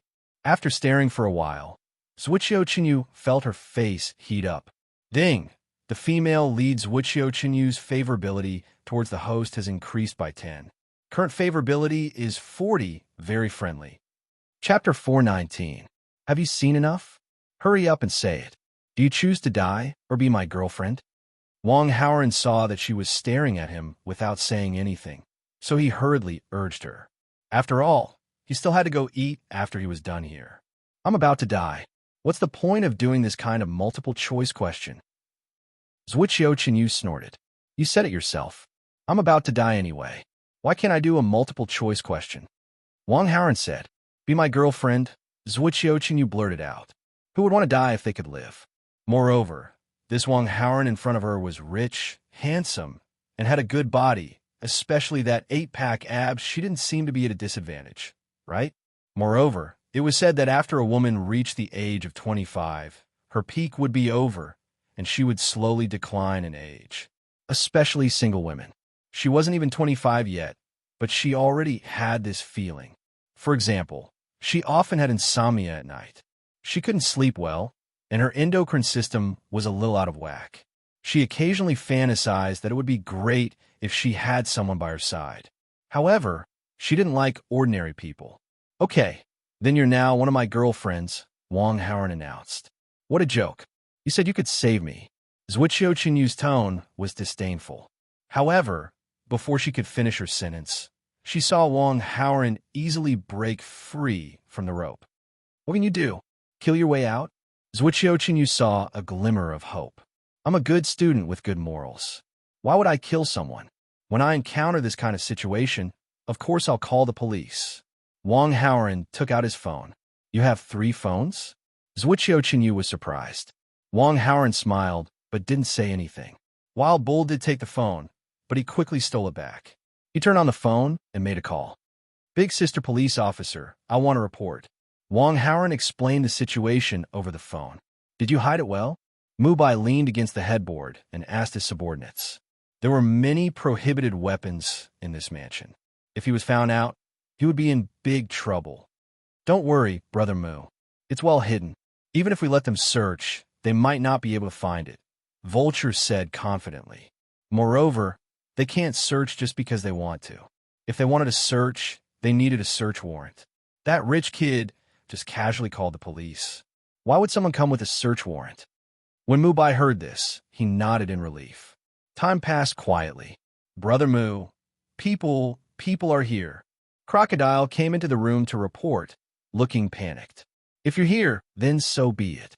What's the rush? How are you going to accomplish great things with me when you're like this? Mubai scolded. There are a lot of people outside. There are at least 20 cars. According to my estimation, there might be close to 100 people, Crocodile said in a trembling voice. Are you sure you're not mistaken? Mubai was astonished. Brother Mu, I haven't studied much, but I can still count. Crocodile smiled bitterly. Mubai cannot help but gasp. It was just a normal call to the police. How could so many people come over? This is too big, isn't it? Brother Mu, what should we do? Vulture was also a little panicked. Calm down. Everything will be fine. Mubai had been through a lot. After a short moment of shock, he quickly calmed down and said, Remember, I'm a businessman. You're my bodyguards. It's legal and legal. What's there to be afraid of? Hearing Mubai's words, Vulture, Crocodile, and the others slowly calmed down. They took advantage of this time to quickly inform the others so that they would not be exposed. Outside the mansion, Su Muyin's father, Su Zheng, led the team and ordered some people to surround the mansion to prevent anyone from escaping. Ling Duanya led a group of people, fully armed, and rushed into the mansion. Mubai and the others pretended to be good citizens and hid all their weapons. Of course, they would not resist. Not long after, Mubai and his men were all subdued and brought to the hall. Mubai was placed on a stretcher because of his injury. Sister Ling, everyone is here. The colleague reported to Ling Duanya. Go and find the secret room. There are hostages there. Ling Duanya said. The colleague nodded and led a few people out of the hall. I'm a good citizen. I can sue you for breaking into my house. Facing such a situation, Mubai was a little nervous, but on the surface, he remained calm. Would a good citizen kidnap people? Ling Duanya sneered. We kidnap people? Are you kidding? Who do we kidnap? Find out. Mubai looked like a dead pig that was not afraid of boiling water. Ling Duanya frowned. Not long after, the colleague who went to find the secret room returned. Where are they? Ling Duanya had a bad feeling. I didn't find the secret room. The colleague shook his head. After hearing that, Mubai smiled secretly. The secret room of this mansion was very hidden. It was not so easy to find. Moreover, this secret room was completely soundproof. No matter how the people inside shouted, the people outside could not hear. Where did you hide them? Ling Duanya asked angrily. I'm not only going to sue you for breaking into my house, I'm also going to sue you for defamation. Mubai was not afraid. Bastard. Ling Duanya was angry. She walked to the stretcher and grabbed Mubai's collar. She raised her fist and wanted to punch him in the face. Sister Ling, don't be rash. The colleague quickly came over to stop her. Ling Duanya forced herself to resist the impulse and said to the colleague, "Continue to search." This colleague brought a few more people to search for them. However, after working for a long time, they still could not find the secret room. Ling Duanya became more and more anxious. Wang Haoran, who saw the situation in the secret room with his X-ray vision, was also a little anxious. He was still waiting for the dinner appointment. Why haven't I seen anyone come to save us after so long?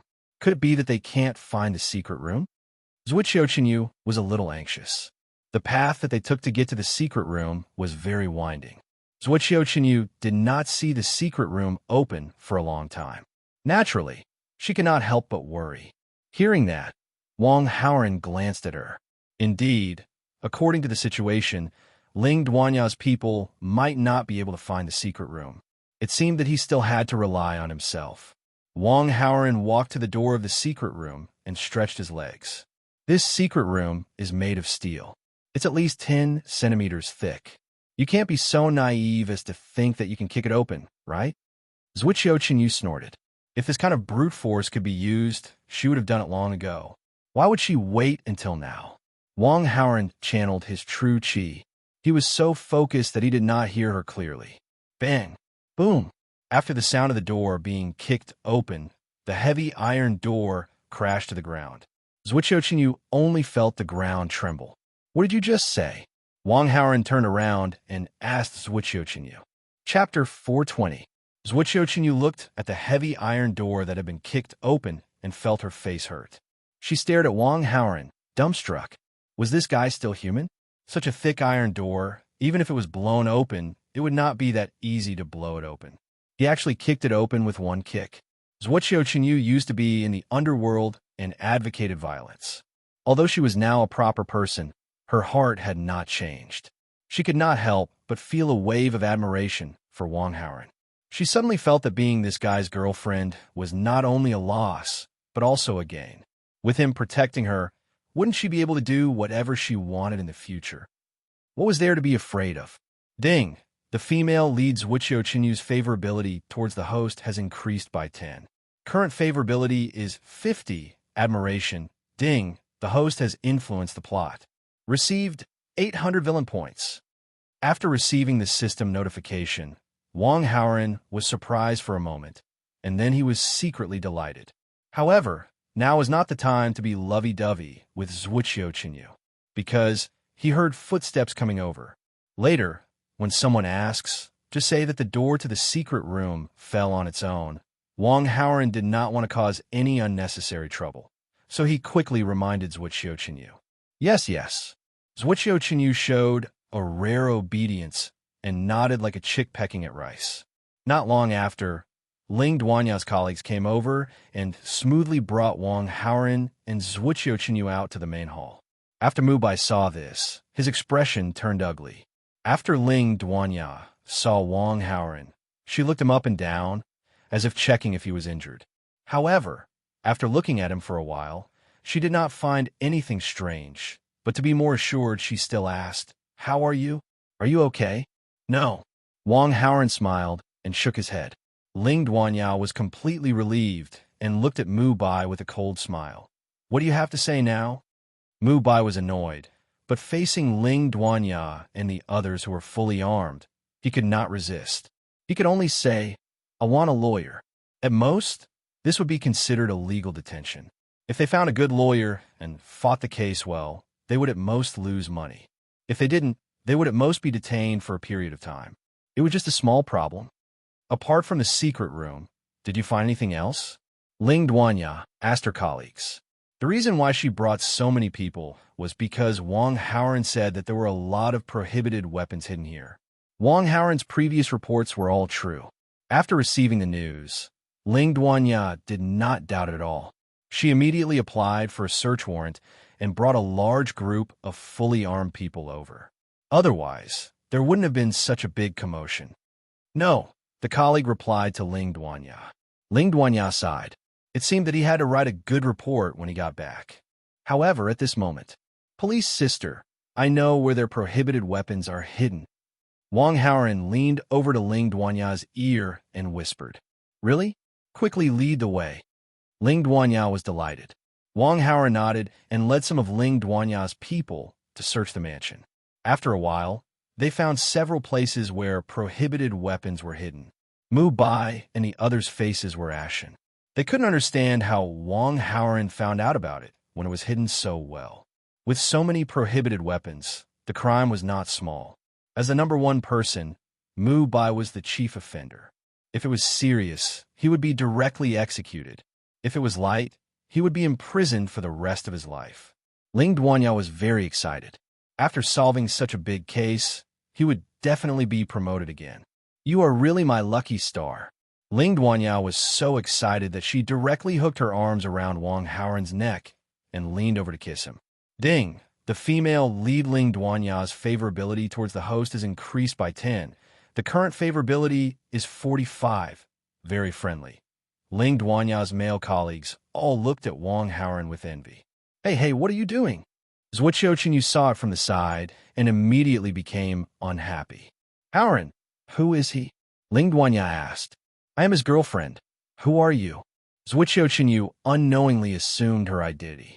Ling Duanya was a little embarrassed, but being pointed at the nose and scolded, she was also a little unhappy. I already kissed you, what do you want?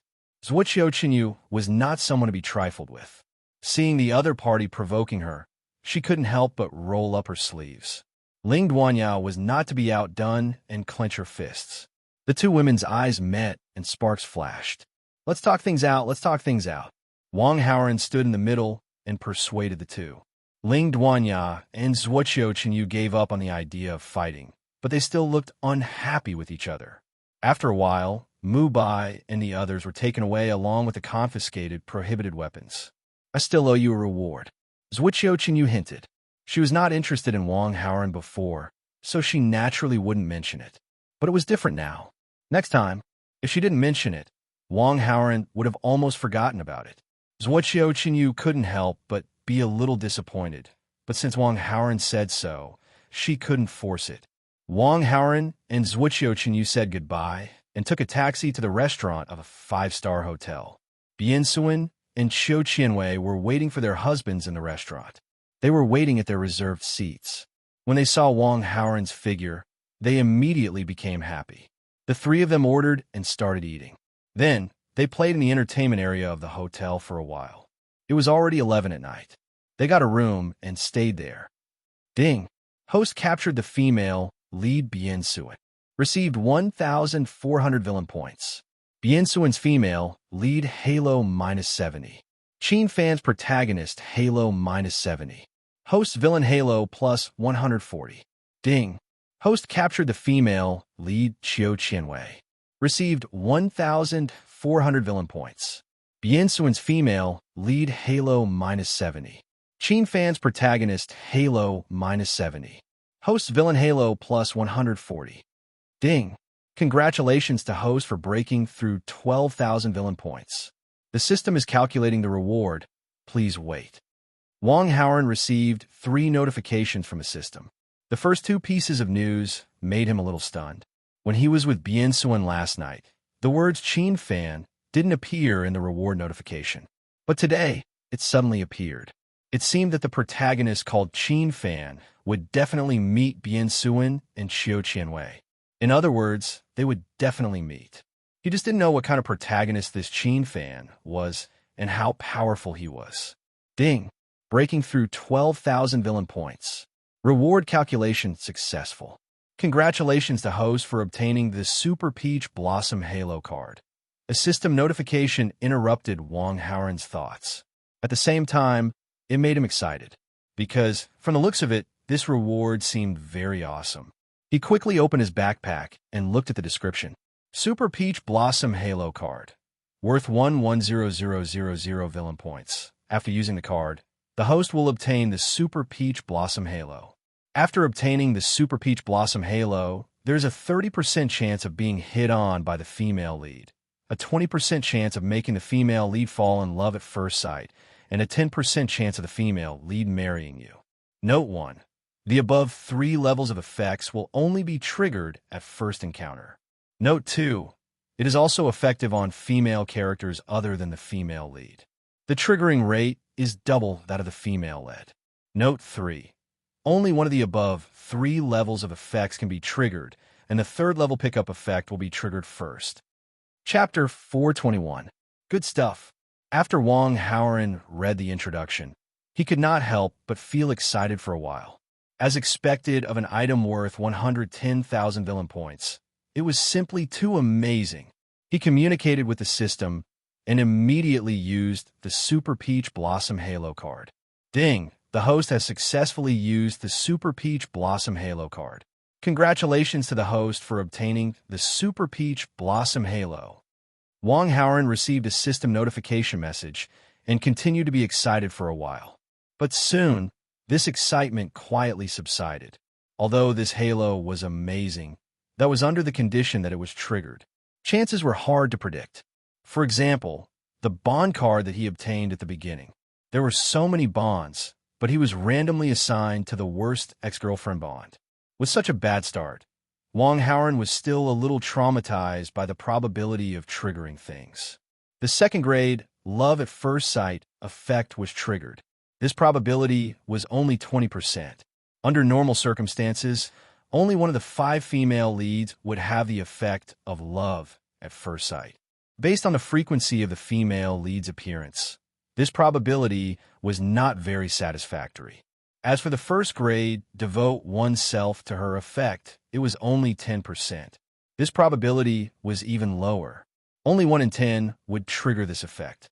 As for the 30% pickup effect, this actually looked ordinary. And the worst thing was that this would be triggered first. Once this effect was triggered, the other 2 effects would not be triggered. According to Wong Howren's estimation, after triggering the pickup effect, the increase in favorability should be between 40 to 50 points. If his luck was bad, the value of this halo was actually not very high. Probability was a very strange thing. But the specific situation still depended on the actual situation. Maybe his luck would be off the charts? It was just that Wong Howren could not test it at all now. This was because the prerequisite for triggering this halo could only be when he first met the female lead. In the villa, Luo Qingxian, Bu Fian, Ji Shuiyao, and Lu Yu were all busy with their own things. Ring, ring, ring. The doorbell rang. Lu Yu was in the living room, looking at her laptop and analyzing the market situation tomorrow. When she heard the doorbell from outside, her thoughts were interrupted. It's so late. Who could it be? Biansuan and Xiao Qianwei went out, but their fingerprints could be used to unlock the door. If they came back, they would not press the doorbell. Puzzled, Lu Yu got up to open the door. As soon as the door opened, a beautiful figure appeared in front of him. Even as a woman, Lu Yu couldn't help but feel her heart flutter when she saw this figure. Of course, this did not mean that there was something wrong with Lu Yu's sexual orientation. Instead, it was a kind of heart throbbing for beautiful things. Lu Yu glanced at the person in front of her and felt that she had seen him before, but she couldn't be sure. Yeah, you can't even recognize me? The woman asked with a smile when she saw Lu Yu in a daze. Big sister. Lu Yu immediately confirmed the woman's identity after hearing her words. The woman in front of them was called Tantai Yaoyu, their eldest sister. Lu Yu was overjoyed, excitedly hugging Tantai Yaoyu for a while. Then, Lu Yu pulled her by the hand and walked into the villa, calling out to her. Second sister, fourth sister, sixth sister, come out and see who's here. Luo Qingxian, Bu Fian, and Ji Shuiyao all walked out of their rooms. When they saw Tantai Yaoyu, they were all excited. After a while, the sisters finally calmed down a little. Second sister, fourth sister, sixth sister, why are you all here? Tantai Yaoyu asked curiously. She knew that Lu Yu lived in Qingling and taught at Qingling University. She also knew the address of her villa. She thought that she would only see Lu Yu, but she didn't expect the other sisters to be here too. It's not just us. Third sister and seventh sister live here too. Bu Fian said. That's great. Big sister, you're here too. Us seven sisters are finally reunited. Ji Shuiyao's usually serious face also revealed a big smile. Congratulations to Big Sister for completing your studies. Luo Qingxian knew that Tantai Yaoyu was studying in the mountains and couldn't go down easily. Now that she was here, she must have completed her studies. Tantai Yaoyu smiled and asked her, "Don't third sister and seventh sister live here? Where are they?" "They went out. They probably won't come back tonight." Luo Qingxian replied. Tantai Yaoyu couldn't help but frown. What are they doing if they don't come back at night? Third sister said she went out to treat someone. Luo Qingxian said. Then, seventh sister?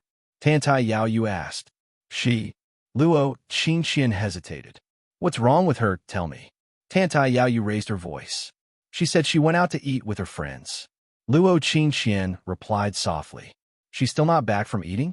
What kind of second sister are you? Aren't you going to ask? Tantai Yaoyu scolded. Just going out to eat with her friends. Maybe she saw that it was late and decided to stay outside. It's not a big deal. Luo Qingxian retorted softly. Bang!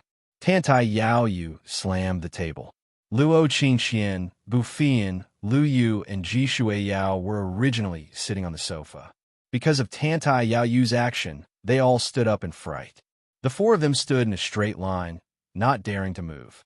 When they were young, their parents were busy with work and had no time to take care of them.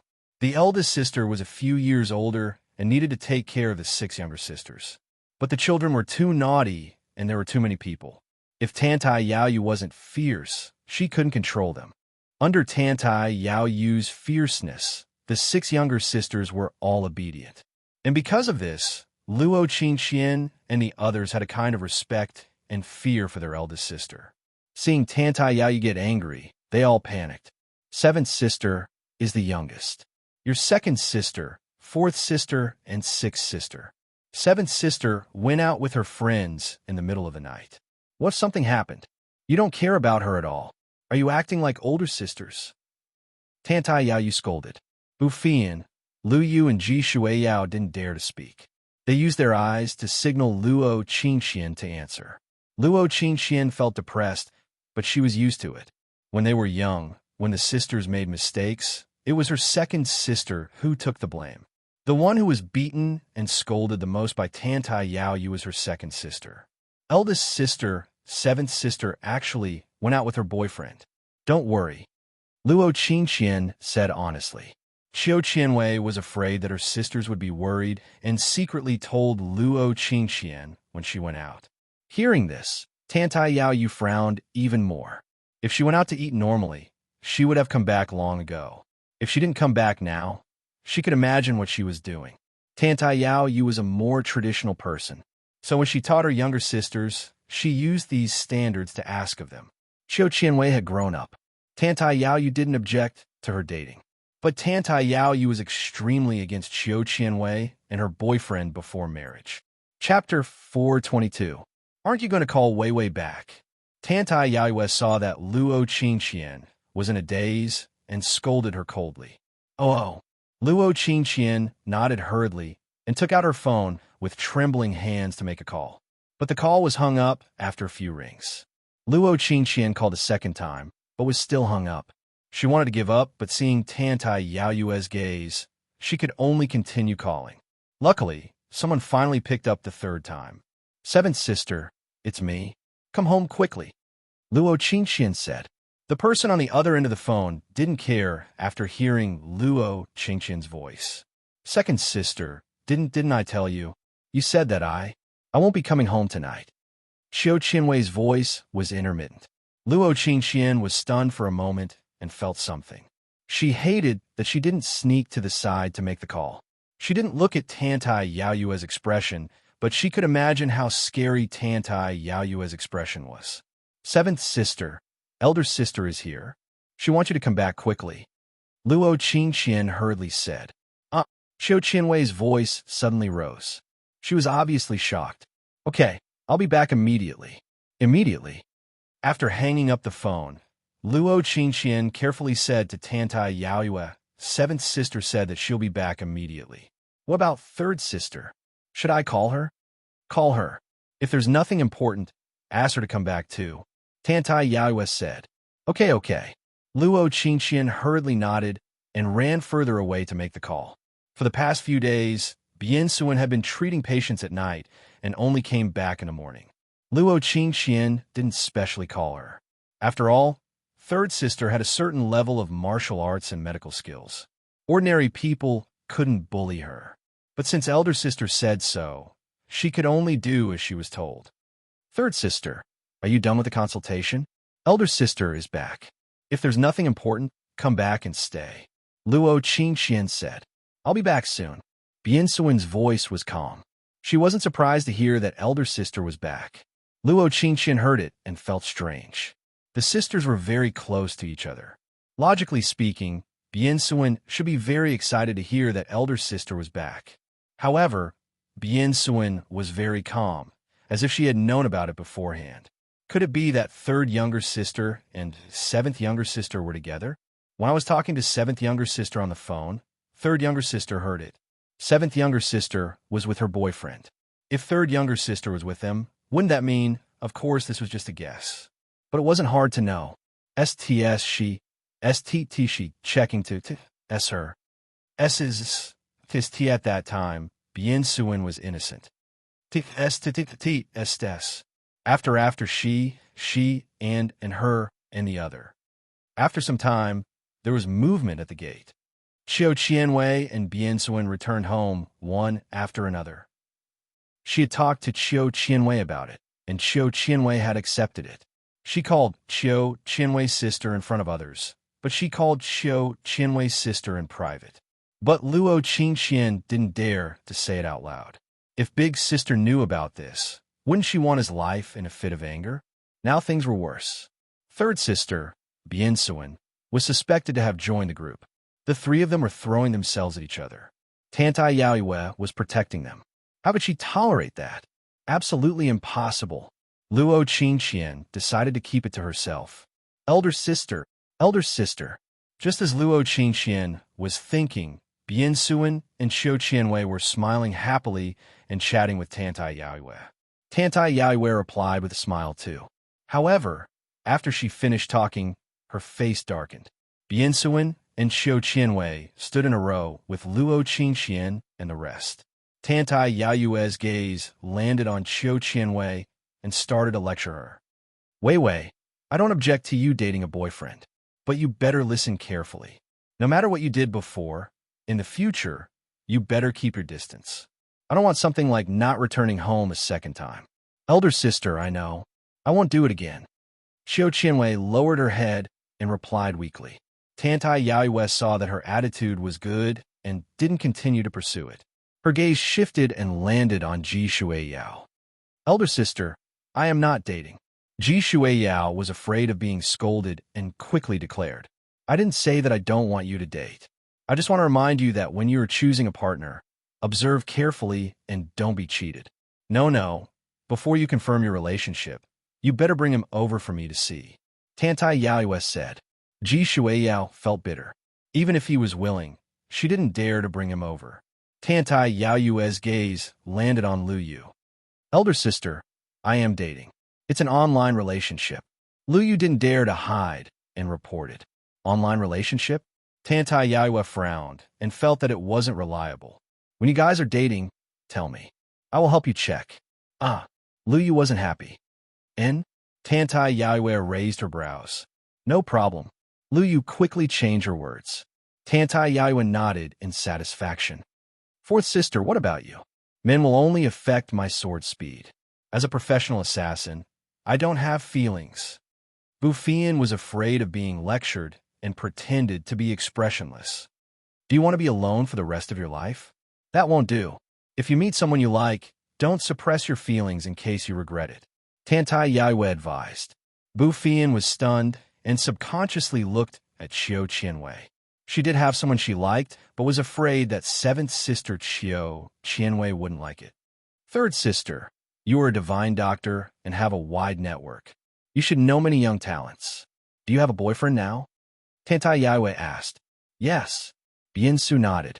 Qiu Qianwei and Ji Shuiyao knew and didn't find it strange. Luo Qingxian already guessed, so she was still calm. After Lu Yu and Bu Fian heard, they ridiculed their third sister for hiding it from them. If you have time, bring him over for me to take a look. Tantai Yaiwa trusted Bien Su Wan and felt that she knew her limits and wouldn't be like Chiu Qianwei. Let's talk about it when we have time. Bien Su Wan didn't dare to bring him over. After Chiu Qianwei heard it, she wanted to show off her boyfriend and couldn't help but say, "Elder sister, do you want me to bring my boyfriend over for you to take a look?" She was the one. Bien Su Wan didn't dare to bring him, but she did. Other than Tantai Yaoyue, the other sisters all knew. Chapter 423. Hearing Chiu Qianwei's words, Ji Shui Yao, Bu Fian, Bien Su Wan, and Luo Qingqian all looked at her with envy. Tantai Yaoyue was expressionless, her eyes flashing. No one knew what she was thinking. "Big sister, what's wrong? Why aren't you saying anything?" Chiu Qianwei saw that Tantai Yaoyue didn't reply and asked. "You don't have to," Tantai Yaoyue said. To be honest, she wanted to see Chiu Qianwei's boyfriend and see what her seven sisters' taste was like. But she knew from Luo Qingqian that it wasn't the first time Chiu Qianwei didn't return home. From this, Tantai Yaoyue could tell that Chiu Qianwei had crossed the line with her boyfriend. Tantai Yaoyue was very unhappy about this.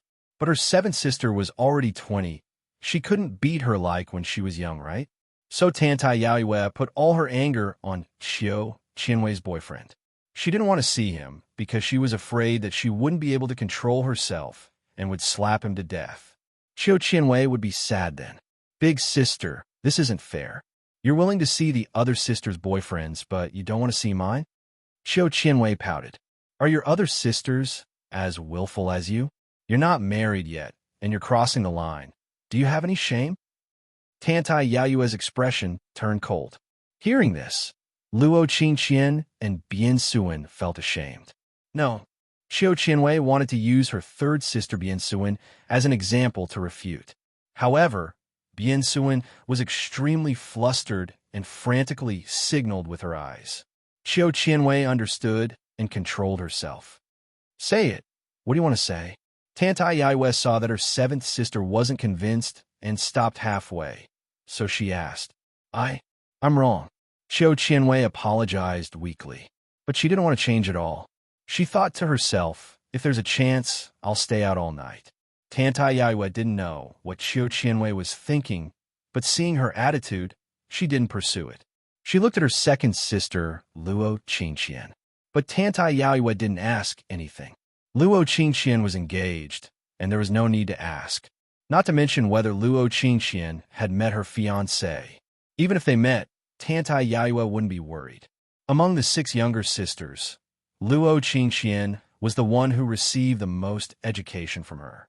Tantai Yaoyue was not worried about Luo Qingqian. She felt that even if she fell in love with her fiancé, she would not act recklessly. Luo Qingqian saw her elder sister's gaze on her, but she did not ask anything. She could roughly guess her elder sister's thoughts. However, Luo Qingqian felt extremely guilty. However, she did not dare to say it out loud. Since Tantai Yaoyue didn't ask anything, then he wouldn't say anything. "Big sister, you only ask us. What about you?" Chiu Qianwei was curious and gossiped. She was the youngest and was doted on by her six elder sisters. Relatively speaking, she was not as afraid of eldest sister as the other older sisters. Seeing Tantai Yaoyue, he asked them about their personal matters, but Tantai Yaoyue didn't say a word about her own experiences. Chiu Qianwei couldn't help but ask. After hearing this, Luo Qingqian and the others all had some gossipy thoughts and waited for Tantai Yaoyue's reply. "I was focused on learning in the mountains. The only person I saw was my master. What experiences could I have?" Tantai Yaoyue said lightly. "Big sister, I seem to have heard you mention that your master is not that old. Didn't he?" Luo Qingqian knew more information. After hearing Tantai Yaoyue's reply, she couldn't help but suspect. Tantai Yaoyue looked at Luo Qingqian expressionlessly. "Big sister, don't hit me. I was wrong. Luo Qingqian's psychological trauma was not ordinary. After seeing her elder sister's gaze, she shrunk her neck and pinched her ears, hurriedly admitting her mistake. Tantai Yaoyue was not angry. She looked at Luo Qingqian and explained lightly. Although my master is not that old, we are only master and disciple. Don't be so perverted. She respected Qin Fan and completely treated him as her master. As for Qin Fan, he was also a rare gentleman. Even when he was teaching her ancient martial arts, he did not even touch her finger. The house they lived in was also a few hundred meters away. If there was no special situation, Qin Fan would not even go to see her after the sky turned dark. How could there be anything? Big sister, then what is your standard for choosing a partner? Xiao Qianwei saw that she did not find out what she wanted to hear. The fire of gossip did not retreat and asked again. I have never thought about this question. Tantai Yao Yu was the most tolerant toward her youngest sister. Seeing her ask this question, she was not unhappy and answered honestly. Never thought about it. Then think about it now. Xiao Qianwei smiled. There is nothing to think about. Tantai Yao Yu's expression was calm. What? Xiao Qianwei did not understand. Because I don't think that I will like anyone. Tantai Yao Yu said. Big sister, don't be so sure. Before I met my boyfriend, I also thought the same. Xiao Qianwei felt that her big sister's thoughts were similar to hers. Hearing this, Luo Qingqian, Bian Suan, Bu Fian, Lu Yu, and Ji Shuai all agreed. Doubting me? Tantai Yao Yu glared. I don't dare. Xiao Qianwei was a little scared and quickly said. Tantai Yao Yu understood that her seventh sister was scared by her and changed her words. Thinking about this, she could not help but say, Little Wei Wei, then wait and see. If there really is such a day, then I will give you the big sister position. I will call you big sister. You're the most important among the sisters. Xiao Qianwei's eyes brightened, but immediately dimmed, because there was no such possibility. After all, ever since they were young, Big Sister had kept all the promises that she had made. It could be said that her words and actions were one. She had never lost a bet with the other sisters. Right, where is little Chun?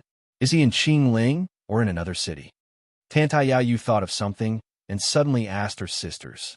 Hearing this, Luo Qingqian and the others looked at each other and did not dare to say anything. What is it?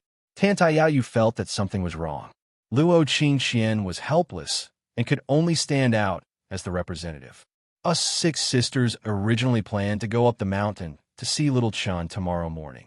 Big sister, since you are here, then let's go together. In the hotel room, Wang Haoran lay alone on the bed with his arms and legs spread out. He was very depressed. He had purposely taken a nap during the day to recharge his energy and planned to stay up all night. But now they were all gone. Buzz. His phone vibrated. Baby son, tomorrow is Chongyang. Dad will come to pick you up in the morning. Let's go up the mountain to worship our ancestors. After Wang Haoran picked up the phone, Wang Xiang's voice came over. Chapter 4:24. Qingling Mountain Cemetery was located east of Qingling Mountain.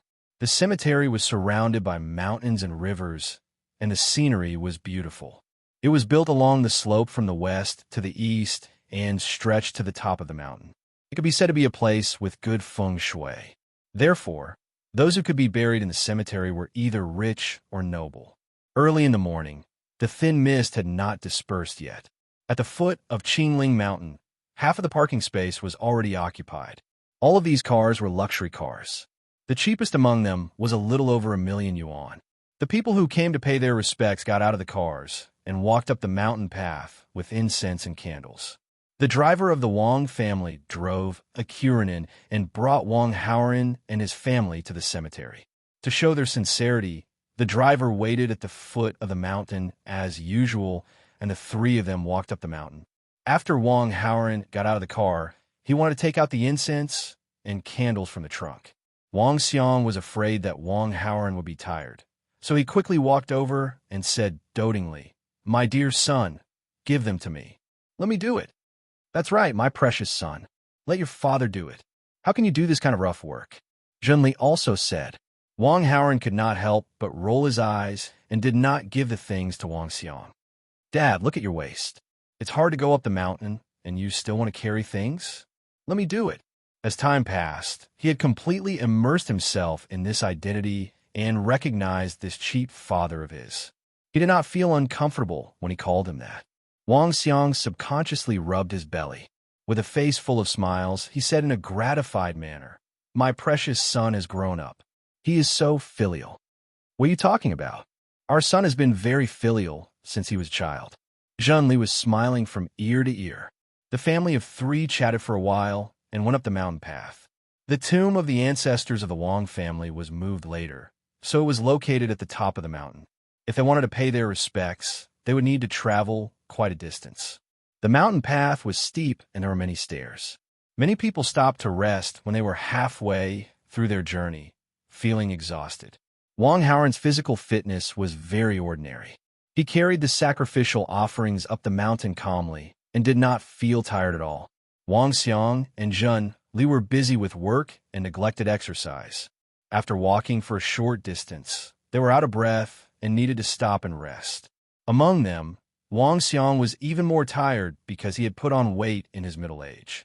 My dear son, we're both made of flesh and blood. Why don't you look tired at all? You don't even need a pant? Wang Xiang was amazed. My body isn't made of flesh and blood. It's made of steel, Wang Haoran said half-jokingly. Although there was an element of boasting, in reality, it was more or less the same. After all, if he didn't have a good body, how could he handle so many female leads? Wang Haoran searched through his memories and found the approximate location of the Wang family's ancestral grave. He estimated it based on Wang Xiang and Zhen Li's speed. By the time he finished paying his respects and went down the mountain, it would probably be late in the afternoon. As a person who had a good sense of time, how could he waste so much time? Dad, Mom, you two rest here. I'll carry the items up and come back to carry you one by one, Wang Haoran suggested. After saying that, he walked up the mountain as if he was flying. Not long after Wang Haoran left, a group of 7 beautiful women walked up the mountain. The surrounding people were all amazed. Any one of the 7 beautiful women was extremely rare.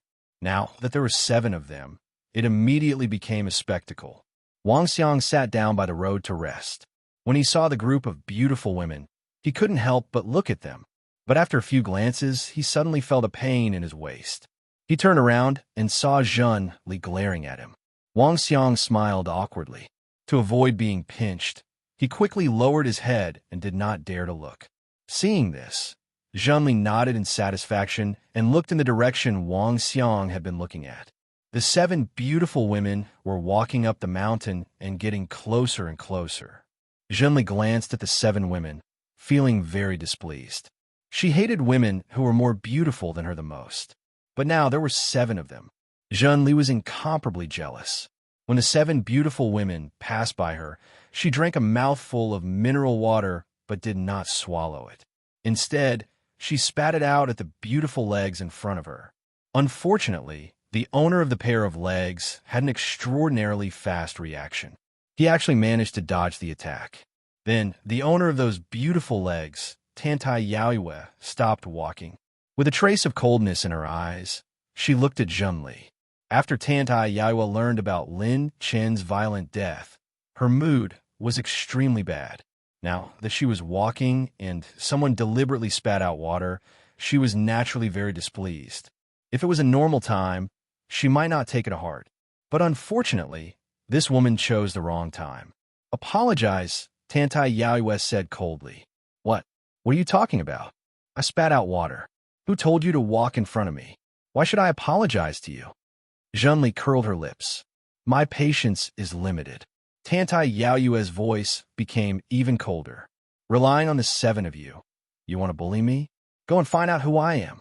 Before I get angry, scram, or I'll teach you a lesson. Zhen Li was not only not afraid. She stood up and threatened Tantai Yaoyue. You still have 5 seconds to consider. Tantai Yaoyue was expressionless. Little girls these days are really arrogant. Don't say that my wife didn't spit on you. Even if she did, so what? Wang Xiang snorted and stood up from the ground. If you know what's good for you, then scram. If you don't, when my son comes back, I'll let him strip all of you. Anyways, all of you are quite beautiful. My son will definitely be interested. Originally, only Tantai Yaoyue was angry, but after hearing Wang Xiang's words, Luo Qingxian, Biansuan, Bufian, Lu Yu, Jishui Yao, and Qiu Qianwei all became angry. The couple in front of them didn't look like good people. Their son was definitely even worse. But Big Sister was here, so they didn't need to teach this couple a lesson. 5 seconds are up. Have a safe trip.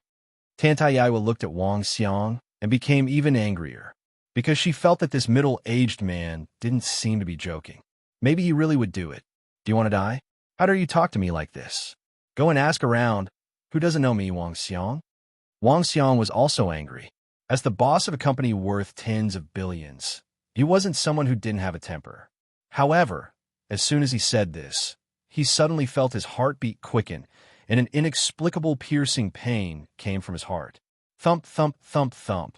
Wang Xiang's face was filled with pain as he held his heart and fell to the ground. Hubby, what's wrong? Zhanli was anxious and quickly helped him up. Then she said to Tantayaiwa, what did you do to my hubby? Her intuition told her that Wang Xiang's abnormality had something to do with the woman in front of her. But when she looked at Tantayaiwa, she also felt her heart beat faster and a sharp pain came from her heart. Zhen Li's face was filled with pain. She quickly took out her phone and dialed a number. Baby son, help, help. Zhen Li only felt pain in her heart. She put the phone on speaker and put it on the ground. She covered her heart and cried for help. Hey, Mom, what's wrong? Wang Haoran's anxious voice came from the phone. Hearing this familiar voice, other than Tantayaiwa, the other 6 women were all shocked. Chapter 425. After Zhenli called for help, she was in so much pain that she couldn't speak. Big sister, they're my boyfriend's parents. Qiu Qianwei was the first to react as she hurriedly said to Tantayaiwa. Although she didn't know what her big sister did, she could guess that Wang Xiang and Zhen Li's abnormality was definitely related to her big sister.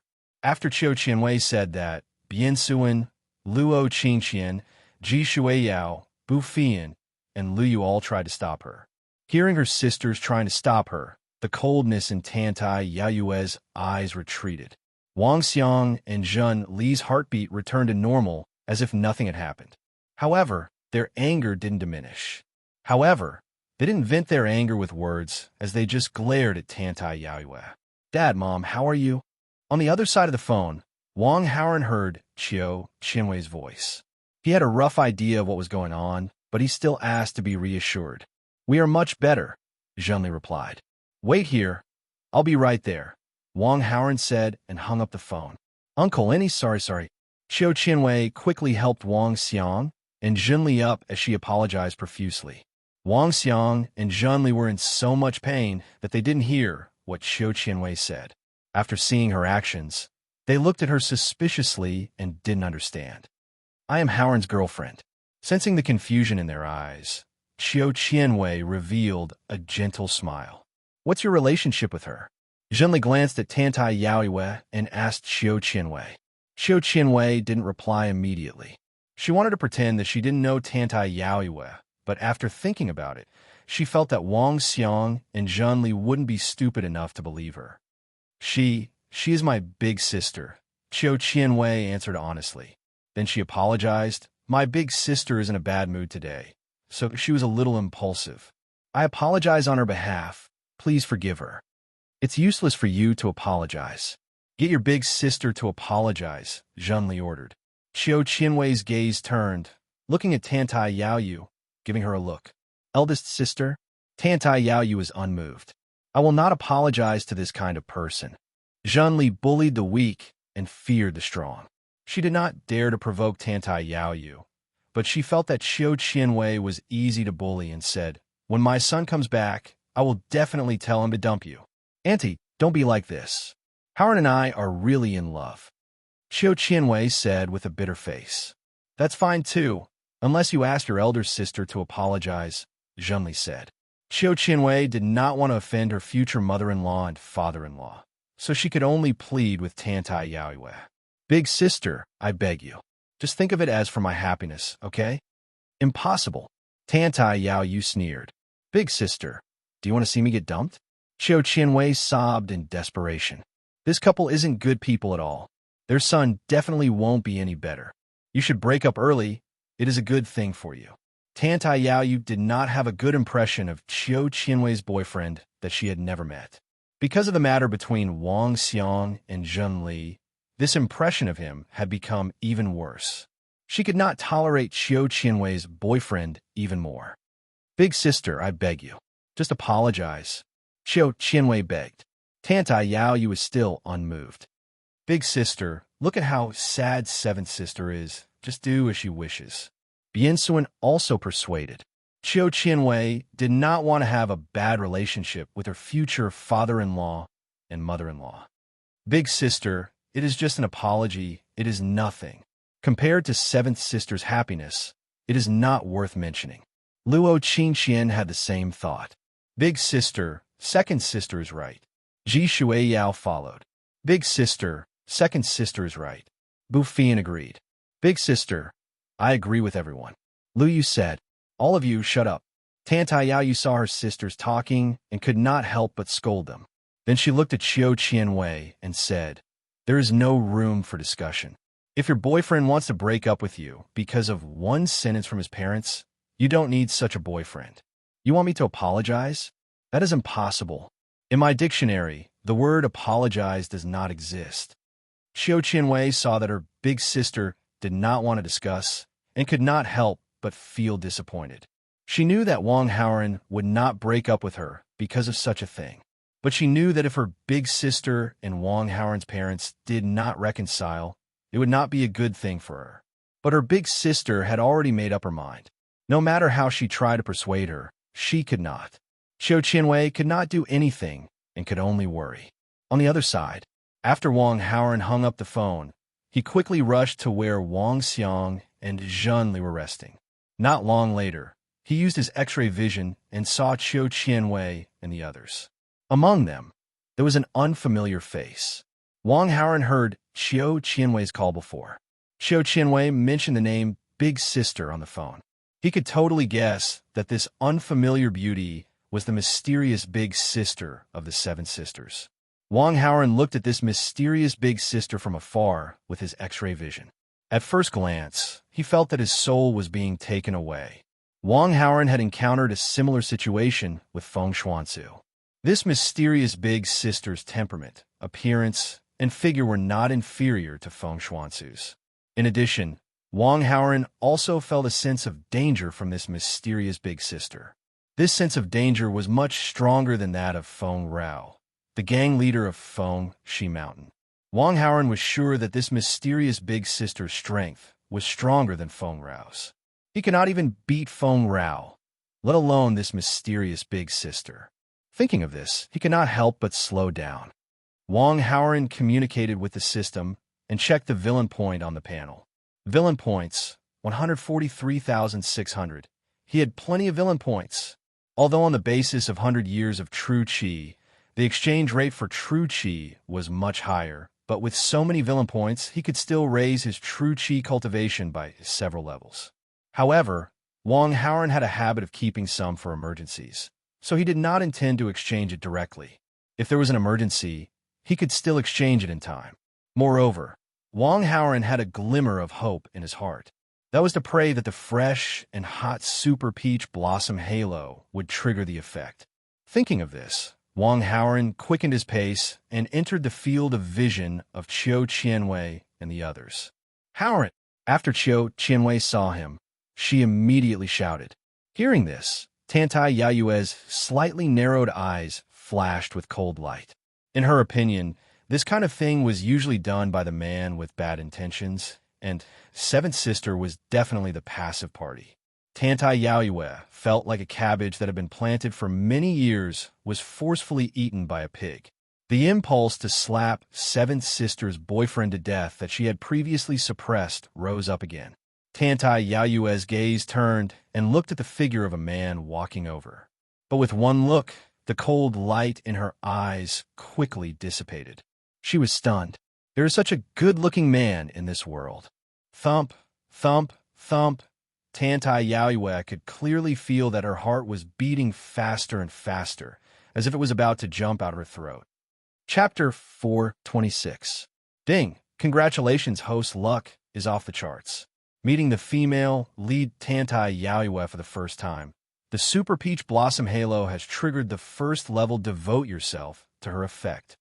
Ding! The female lead Tantai Yaoyue's affection towards the host has increased to 80. unchanging feelings. Ding. The host has influenced the plot. Received 6,000 villain points. Chin fan protagonist aura -300. Host villain aura +300. The 3 system notifications almost made Wong Howren jump in excitement. His best expectation was that the second level love at first sight effect would happen. Who would have thought that it would directly trigger the first level effect? A 10% chance he actually encountered it for the first time.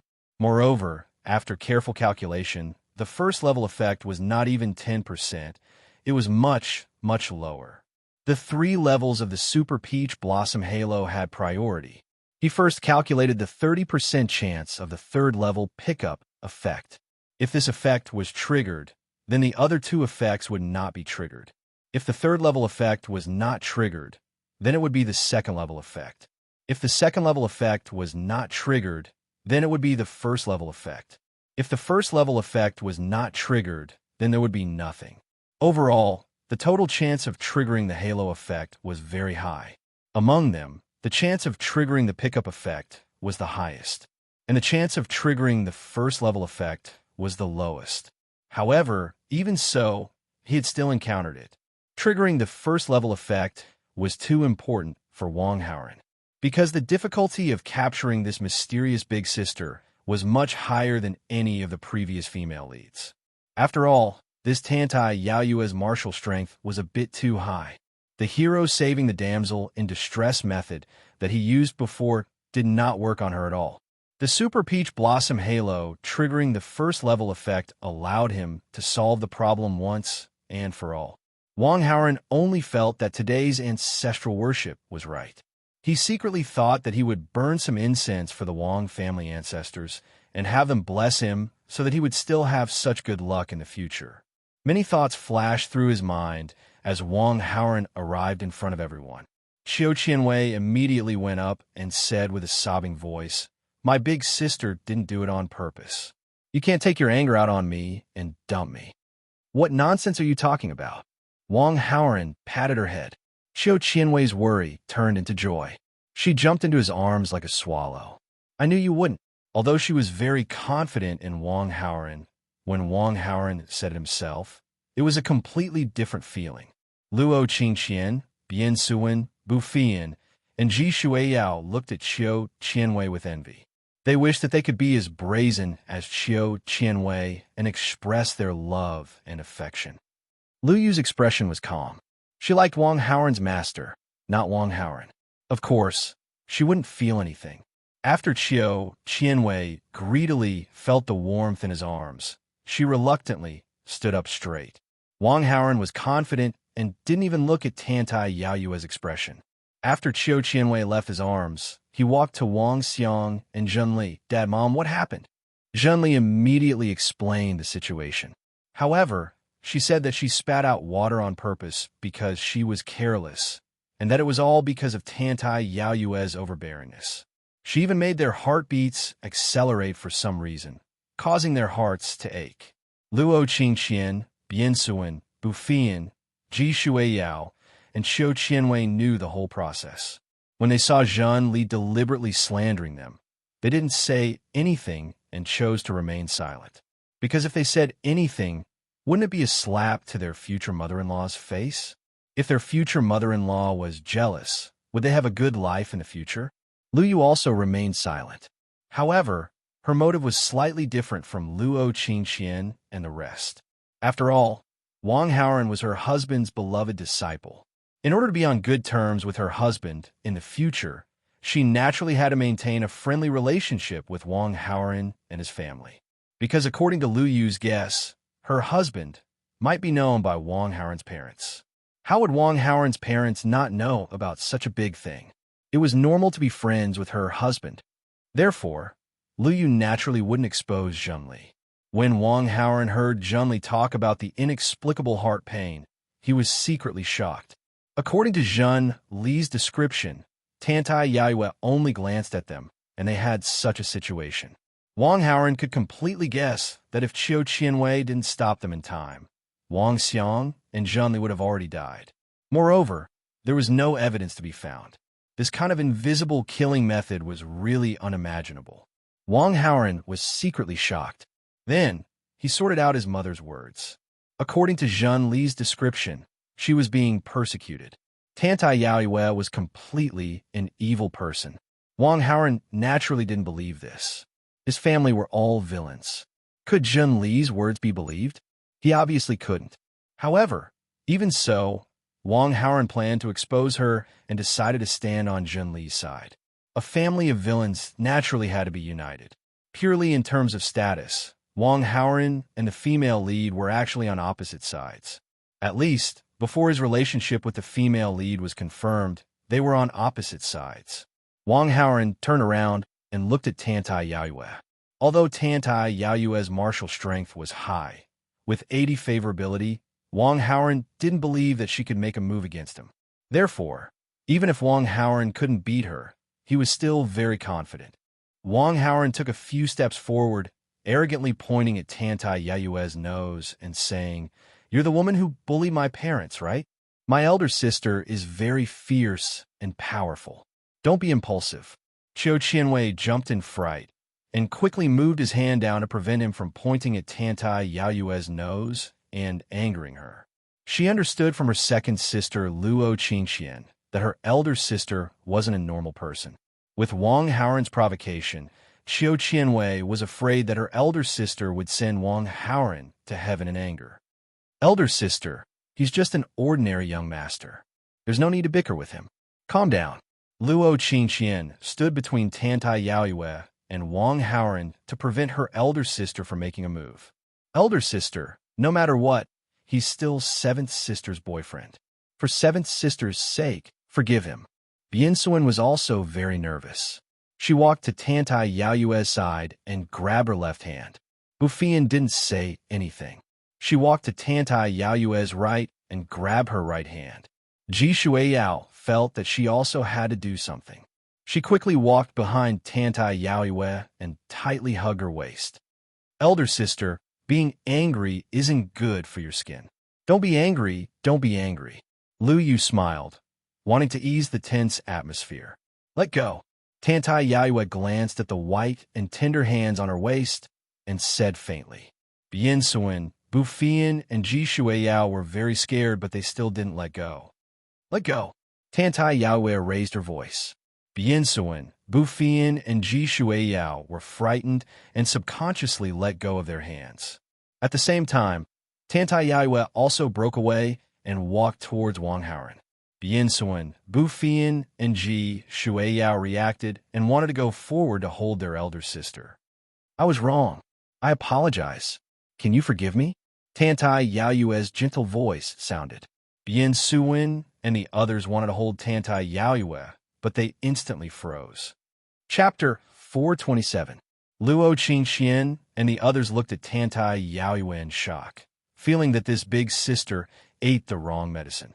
Big sister actually apologized to someone? In that tone, why did it sound so gentle?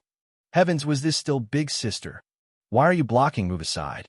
Luo Qingxian stood in the middle and didn't move, blocking Tantai Yaoyue's view. Oh. Luo Qingxian nodded dazedly and moved aside. Without the obstruction, Tantai Yaoyue could finally see Wang Haoran's face and figure. Tantai Yaoyue took a few glances and felt her heart, which had just calmed down a little, start to crazily race again.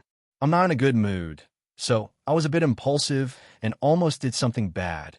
Can you forgive me?" Tantai Yaoyue saw Wang Haoran was silent and spoke again. "You want to let it go with just one sentence?"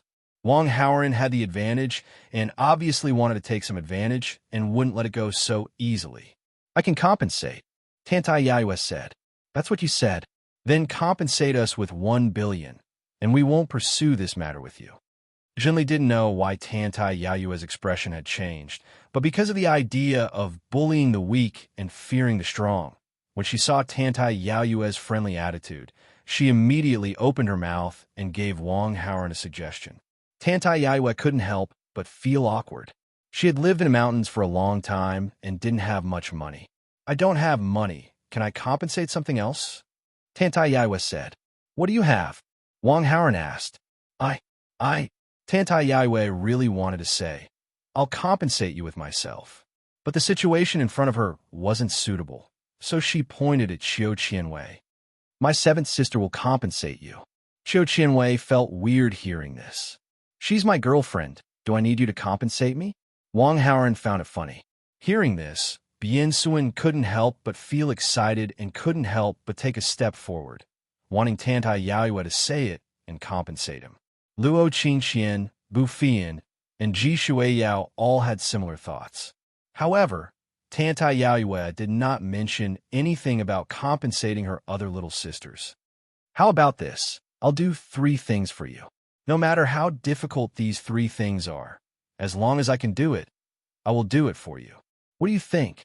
"Anything," Wang Haoren revealed an inexplicable smile. "Anything is fine," Tantai Yaoyu repeated. 3 is too little. I want 10. Wang Haoren raised the price. "No problem." Tantai Yaoyu straightforwardly nodded. "Sure." Wang Haoren felt very comfortable and agreed directly. He couldn't beat Tantai Yaoyue, but with Tantai Yaoyu's words, finding her for revenge would be much easier. Seeing this, Tantai Yaoyue walked in front of Wang Xiang and Zhun Li with a pained expression.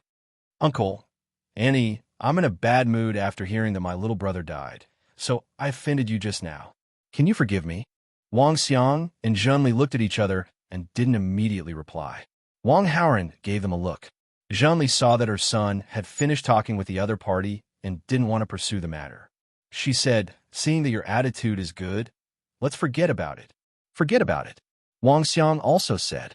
Tantai Yaoyue let out a sigh of relief as the pained expression on her face disappeared and she revealed a faint smile. Seeing that the matter was settled, Wang Haoren said to Wang Xiang and Zhun Li, "Dad, I'll carry you up the mountain." "Mom, wait here for a while. I'll come back and carry you." Hearing this, Qiu Qianwei really wanted to tell Zhun Li that she would carry her. But thinking of her weak body, it was hard enough to even climb up the mountain, not to mention carrying a person. She could only give up on the idea. Tantai Yaoyue was moved and suddenly said to Zhun Li, "Auntie, I have some strength. How about I carry you up?" Just now, she had almost killed her future mother-in-law. Her sin wasn't small. Seeing this good opportunity, she naturally wanted to curry favor and ease the tense relationship. "Can you do it?" Zhun Li saw that her figure was slim and perfect. She didn't look like she had much strength. "You'll know if you try," Tantai Yaoyue said. Zhun Li felt bad for her son and didn't want him to make 2 trips, so she nodded in agreement. Tantai Yaoyue walked over, her back facing them as she lowered her body. Zhun Li leaned on her back. Wang Haoren carried Wang Xiang, and the group began to climb up the mountain. Zhun Li had originally suspected Tantai Yaoyue, but after testing, she felt that it was very stable and was inwardly amazed. "Big sister, your attitude has changed a bit." Qiu Qianwei was very confused, walking alongside Tantai Yaoyue, and asked curiously, "No matter what, you are still my younger sister. I see that you like your boyfriend so much. I don't want your relationship to be too bad and ruin your happiness." Tantai Yaoyue calmly explained. Qiu Qianwei was startled and then said happily, "Thank you, big sister, you are so good." Although she was confused, other than this reason, there couldn't be any other. "Big sister is good to you, you must remember." Tantai Yaoyue looked at her and said meaningfully. Qiu Qianwei didn't know what she was thinking and nodded fiercely. "I remember, I definitely remember." Qiu Qianwei, Ji Shuiyao, and Lu Yu were rather weak and the mountain path was long, so they moved slowly and slowed down the group. It wasn't until the middle of the morning that the group arrived at the tomb at the top of the mountain. Lin Chen's tomb was also new, bought by Qiu Qianwei and her sisters with a large sum of money. It was also at the top of the mountain. Also, it was only 10 meters away from the tomb of the Wang family ancestors that were moved over. The 2 groups separated and went to pay their respects. On Wang Haoren's side, Wang Xiang and Zhun Li quickly finished paying their respects. Tantai Yaoyue had just heard the bad news last night and was sad the entire night. Now that she was in front of Lin Chen's tomb, her mood was even worse. After paying her respects, she didn't want to leave for a long time. Luo Qingqian and the others were all accompanying her. Seeing this, Wang Haoren walked over. He took out 3 incense sticks and placed them in front of Lin Chen's tomb. I'll take good care of your 7 sisters. I'll be happy with them. If any of them give birth to a boy, I'll name the boy Wang Lin or Wang Chun to commemorate you, right? What do you think? Wang Haoren secretly said to himself in his heart. Third sister, you are a godly doctor. After little Chun died, did you find any clues left behind by the killer? After a while, Tantai Yaoyue suddenly asked Bien Su. Little Chun died from a heavy blow to his chest. I have judged that the chi of that expert is around 50 to 80 years old. As she spoke, Bien Suin took out a transparent sealed glassware the size of a finger that she had casually brought with her. She continued, this is the true chi left behind by the murderer that I extracted from Little Chen's body. This chi is different from normal chi. It should be a special cultivation technique. I want to find out the cultivation technique of the killer from this so that I can find the killer. But unfortunately, my knowledge of the cultivation techniques in the world is limited and I have no clue. Hearing this, Wang Haoren's heart moved and he quickly said, Third sister, when you were treating Yin Yin Tian, Feng Xuanzu said that Yin Yin Tian cultivated a special cultivation technique. I think it was called Supreme Carefree Technique. Could he be the killer? Chapter 428. After being reminded by Wang Haoren, Bien Suin was slightly shocked and said, I've checked Yin Yuntian's pulse and found that his true chi is between 70 to 80 years. He fits the criteria of the murderer. Tantai Yaoyue's eyes flashed coldly. Where is Yin Yuntian? He's currently living in an old house in Qingling. He's heavily injured, and I'm currently treating him. It's too easy to see him. Bien Suin said. Tantai Yaoyue nodded, but didn't leave immediately, as she wanted to mourn in front of Lin Chen's grave. After all, Bien Suin said that Yin Yin Tian was heavily injured and was being treated. In other words, it was impossible for him to run away. Lin Shun had already died for a while, and Luo Qingxian and the others had already accepted the fact. They weren't like Tantai Yaoyue. However, since Tantai Yaoyue wanted to stay longer, her sisters would naturally accompany her.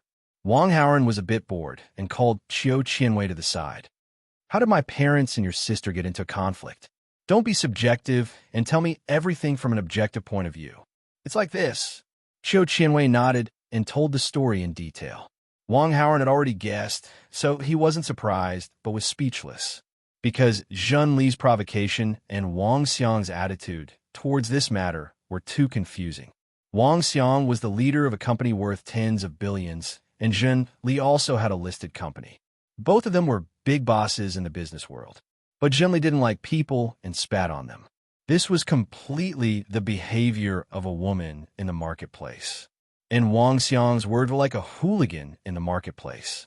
Both of their actions were completely different from what a big boss in the business world would do. However, after being speechless for a while, Wang Haoren suddenly figured it out. Wang Xiang and Zhen Li were the little villains in Chu Bai's plot. In a clairvoyant storyline, the villains were fine when they were normal, but when they encountered people from the main character's camp, they would be all kinds of brainless and would often do some mysterious things that didn't fit their identities.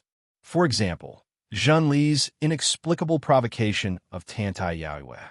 After sorting out all this, Wang Haoren had the urge to smash the head of the author who created Chu Bai's plot. Unfortunately, he couldn't do that. This time, Wang Xiang and Zhen Li were lucky enough not to be killed, but it might not be the same next time. After Wang Haoren fully integrated into his identity, he also treated Wang Xiang and Zhen Li as his family. He did not want the two of them to die just like that. Thinking of this, he walked toward Wang Xiang and Zhen Li. The two of them had finished paying respects to their ancestors, but when they saw that their son had not left, they also waited. Son, are you leaving? Zhen Li asked. No hurry, wait for them. Wang Haoren gestured toward the direction of Qiu Qianwei and the others. Then he continued to talk about business. Mom, you're the president of a listed company. How can you spit on people for no reason? No, I said I didn't mean it. Zhen Li quibbled. My girlfriend already told me. Wang Haoren said. Zhen Li was a bit unhappy. Your girlfriend really likes to talk. I told her to say it. Why are you blaming her? Don't make trouble for her. Wang Haoran said. Zhenli saw Wang Haoran's protective look, and the displeasure on her face lessened. She asked, Baby son, do you like her a lot? She is so beautiful and has a good personality. She is also obedient to me. Why wouldn't I like her? Wang Haoran said, I thought you were just playing with her. Zhenli muttered and looked in the direction of Qiu Qianwei. Qiu Qianwei was looking at them from afar. After seeing Zhenli's gaze, she immediately showed a gentle smile. Zhenli also squeezed out a smile as a response. Then she withdrew her gaze and looked at Wang Haoran. Okay, baby son, I won't make trouble for her. Don't worry. Mom, you're the president of a listed company. You're a person of status. In the future, don't act like a common woman, okay? Wang Haoran returned to the topic. I don't like them. I was just impulsive. I won't do it in the future. Zhenli said awkwardly. Wang Haoran felt that she was being perfunctory, so he continued, Mom, how about this? If you see anyone you don't like in the future, don't provoke them. Just remember them and tell me. I'll help you teach them a lesson, okay? As villains, Wang Xiang and Zhen Li were not happy with the protagonists. However, they were too weak. If they provoked them rashly, they would be courting death. Wang Haoran's idea was very simple. He wanted to deal with the protagonists. Okay, baby son, I won't provoke anyone in the future. I will tell you. Zhenli promised. Dad? Wang Haoran looked to the side. My dear son, whatever you say. Wang Xiang responded readily.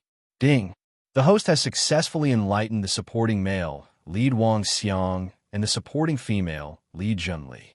The host has influenced the plot and gained 900 villain points. The sudden notification made Wang Haoran stunned for a moment. Then he was delighted. He was worried that the two of them were just being perfunctory. However, the system notification made him feel relieved. Wang Haoran nodded with satisfaction. Then, he walked toward Qiu Qianwei and continued to chat with her. Wang Xiang and Zhenli whispered to each other for a while. Then, they suddenly walked toward Qiu Qianwei. Uncle Andy. Qiu Qianwei stopped talking with Wang Haoran when she saw the two of them coming over. She became cautious. What's your name? Zhenli asked with a smile. Qiu Qianwei. Then I will call you Wei Wei. Zhenli smiled and took off a jade bracelet from her wrist. I didn't know I would meet you today, so I didn't prepare anything. However, since it's the first time we meet, I have to give you a greeting gift. Please accept this bracelet as a token of my appreciation. I will prepare a new greeting gift for you when I go back. Auntie, I can't accept it. Qiu Qianwei was a little flattered. Wei Wei, this bracelet is only 200,000 to 300,000 yuan. It is a little cheap. However, it is also a token of my appreciation. You should accept it for the time being. You can make up for it later. Wang Xiang interrupted. The two of them didn't have a good impression of Qiu Qianwei at first. However, they loved their son. When they heard that their son liked Qiu Qianwei very much, they naturally wanted to build a good relationship with Qiu Qianwei. They were business tycoons and had a high EQ. When they didn't act rashly, they knew how to behave. Qiu Qianwei felt that it was too expensive. She didn't dare to accept it for a while. Then, she looked at Wang Haoran with a questioning look. It is a token of my mother's appreciation. Just accept it. Wang Haoran smiled and touched her head. Qiu Qianwei was relieved. She took the bracelet from Zhen Li and said happily, Thank you, uncle. Thank you, auntie. Chapter 429. Qiu Qianwei happily accepted the bracelet and put it on her wrist. It fit perfectly. On the side, other than Lu Yu, the other sisters looked at Qiu Qianwei enviously. They really wanted to take Qiu Qianwei's bracelet and wear it. That was because the meaning of this bracelet was too different. Tantai Yaoyue continued to feel sad and calmed down a lot. The group left the mountain and started to go down. On the way, Zhen Li and Qiu Qianwei chatted frequently and learned a lot about Qiu Qianwei. After knowing that Qiu Qianwei was an international top pianist, Zhen Li and Wang Xiang found Qiu Qianwei more pleasing to the eye. After going down the mountain, Wang Xiang and Zhen Li treated Tantai Yaoyue and the others to a meal. The meal was very harmonious. After the meal, the Wang family, Tantai Yaoyue, and the other sisters went home. At this time, In a room in a big house in Qingling, I said I won't eat. Get out, all of you. A servant tried to feed Yin Yuntian, but was pushed to the ground by Yin Yuntian. Young master, you haven't eaten for several meals. How can you not eat? The servant tried to persuade him. Get out. If you don't get out, I'll kill you. Yin Yuntian shouted. Seeing this, the servant quickly left and went to inform Yin Feiping. Yin Feiping heard this and frowned. He quickly went to Yin Yuntian's room. Do you really want to go on a hunger strike? Why are you looking for trouble? Yin Feiping said, That thing, do you agree or not? Yin Yuntian asked. He originally planned to kill Wang Haoren with his own hands after his body recovered. But when he learned that Feng Rao did such a thing for Wang Haoren, he couldn't tolerate it. Yin Yuntian would rather die than have stepfather. Since that day, Yin Yuntian couldn't calm down and couldn't sleep well. He knew that only by killing Wang Haoren as soon as possible could he calm down. Yin Yuntian was seriously injured and couldn't do it, so he wanted Yin Feiping to do it for him. Unfortunately, Yin Feiping didn't agree. Yin Yuntian threatened to go on a hunger strike. I can't. I already promised Rao that I won't deal with that Wang Haoren. Yin Feiping looked troubled. Fine. Prepare to wait for me to starve to death, then collect my corpse. Yin Yuntian snorted angrily. Son, why must you do this? Our Rao warned me again and again that if I were to make a move against that Wang Haoren, she would definitely not be polite to me. Don't make things difficult for me. Yin Feiping advised earnestly. How can I not be polite to you?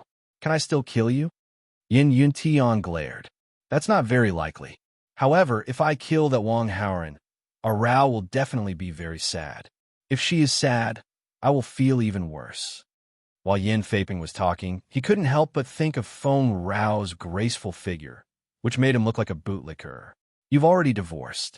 Why do you care so much? Yin Yuntian asked. Even if we are divorced, I still hope that she can live well. Don't you? Yin Feiping asked. Yin Yuntian snorted coldly. He no longer had any feelings for his mother, Feng Rao. He didn't care whether Feng Rao was happy or not. In short, are you going to help me kill Wang Haoren or not? If you don't help, we will break off our relationship as father and son. Yin Yuntian started to force him. Son, let me think about it. I will give you a reply later. Yin Feiping said perfunctorily. I want an answer now. Yin Yuntian said impatiently. Yin Feiping didn't know what to do. At this moment, his phone suddenly rang. He looked at the caller ID and found that it was from the company. Son, I'm busy dealing with some things. When I'm done, I will talk to you. Yin Feiping said. What things are you dealing with? Yin Yuntian asked confusedly. I'm going to transfer 60% of my assets to Rao. Yin Feiping didn't hide it. Are you kidding me? Why would you transfer the assets to her for no reason? And 60%. Yin Yuntian was very disappointed in Feng Rao. Therefore, he always called her she instead of mother. Isn't it because I want her to live a better life? In the past, Rao didn't need much money in Fengxi Mountain. But now that she has found a man from the secular world, she will definitely need to spend money in the future. Just take it as my dowry. Yin Feiping said matter-of-factly. Yin Yuntian was fuming with anger. Yin Feiping's assets should be his. But now he was transferring 60% to Feng Rao. Yin Yuntian could totally guess that this money would go to Wang Haoren in the future. I don't agree. You can't give her a single cent. Yin Yuntian strongly objected. Hey, it's me. Is the contract ready? Is it done? Then send me the contract by fax so I can sign it. Yin Feiping ignored Yin Yuntian and walked out of the room as he was talking on the phone. Yin Yuntian wanted to call him back, but Yin Feiping had already walked out. Bang, bang, bang. Yin Yuntian raised his fist and vented his anger on the bedboard. After this period of treatment, he could already move his hand. However, this casual use of force inevitably affected other parts of his body. Yin Yuntian was in so much pain that he broke out in a cold sweat. Not long after, the servant came back with new food. Yin Yuntian wanted to continue knocking over the food, but he suddenly stopped after thinking about it. He finally realized that relying on Yin Feiping wouldn't work. In Yin Feiping's eyes, Feng Rao was far more important than his son. Since he couldn't count on Yin Feiping, he had to think of another way. Yin Yantian thought for a few seconds and quickly came up with an idea. After eating, he asked the servant to find a pen, paper, and envelope. Yin Yantian wrote some words on the paper and then put it in an envelope. He asked the servant to call Yun Xian over. The servant took the order and left. Not long after, Yun Xian came into the room. Yun Xian, help me send this letter to a place. The address is written on the back of the envelope, Yin Yantian said. What letter is this? Yun Xian asked curiously. It's for a friend of mine, Yin Yantian lied. Even Yin Feiping and Feng Rao were unreliable. He didn't trust anyone now, so he naturally wouldn't tell Yun Xian his plan. Yes. Yun Xian didn't ask any more questions and turned to leave. However, she didn't send the letter. Instead, she wanted to talk to Yuning about it. After discussing for a while, the two of them opened the letter and took a look.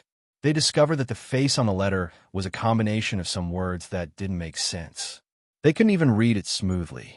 Yuning and Yun Xian were puzzled, so they made a phone call and reported this matter to Wang Haoran. After Wang Haoran heard Yuning's words, he felt that things wouldn't be so simple. He couldn't help but be surprised and said to Yuning, "Take a picture of the content of the letter and send it to me." "Yes, young master," Yuning responded and hung up the phone. A few seconds later, Wang Haoran received the photo from Yuning. Wang Haoran looked at it for a while and couldn't understand what it meant. Chapter 430. Wang Haoran returned to the villa near Qingling University. "What are you thinking about?" Feng Xuansu saw him pondering and asked with concern. "I intercepted a letter from Yin Yantian, but I don't understand what's written on it. Can you understand it?" Wang Haoran showed the photo in his mobile phone to Feng Xuansu. Feng Xuansu put her head close to Wang Haoran on purpose to check the handwriting on the photo. But after a while, she was also confused. "I don't understand either." Feng Xuansu shook her head. "Can I have a look?" Ning Aoshue, who was sitting on the sofa in the hall, suddenly interrupted. "Of course." Hearing that, Ning Aoshue also moved to the other side of Wang Haoran. But when she checked the photo, she stood on tiptoe on purpose, and her face accidentally touched the side of Wang Haoran's face. After seeing that, Feng Xuansu immediately stared at her with her eyes wide open. Ning Aoshue didn't seem to notice that. She touched Wang Haoran's face from time to time and carefully checked the handwriting on the photo. She didn't move away for a long time. Feng Xuansu couldn't help but feel that she was taking advantage of her husband, so she said, "Still looking? Can you understand it?" "Sorry to disappoint you, but I really can understand it." Ning Aoshue heard the jealousy in her words and couldn't help but feel proud. Feng Xuansu was skeptical. "Really? Then tell me, what's written on it?" "This is a secret letter. The order of every word is messed up, so it looks messy and needs to be recombined in a specific way," Ning Aoshue said and pointed at the handwriting. Every time she pointed at a word, Wang Haoran and Feng Xuansu would read it silently in their hearts. The content of the final combination was simply to kill Wang Haoran. The assassin organization was Qijue Hall, which was hidden in Jianghu. The inn where Yin Yantian sent the letter was the place where Qijue Hall contacted their employers. After hearing that, Feng Xuansu was furious. Wang Haoran was relatively calm. Yin Yantian wanted to kill him, but he also wanted to kill Yin Yantian. "I'll go find him." Feng Xuansu was furious.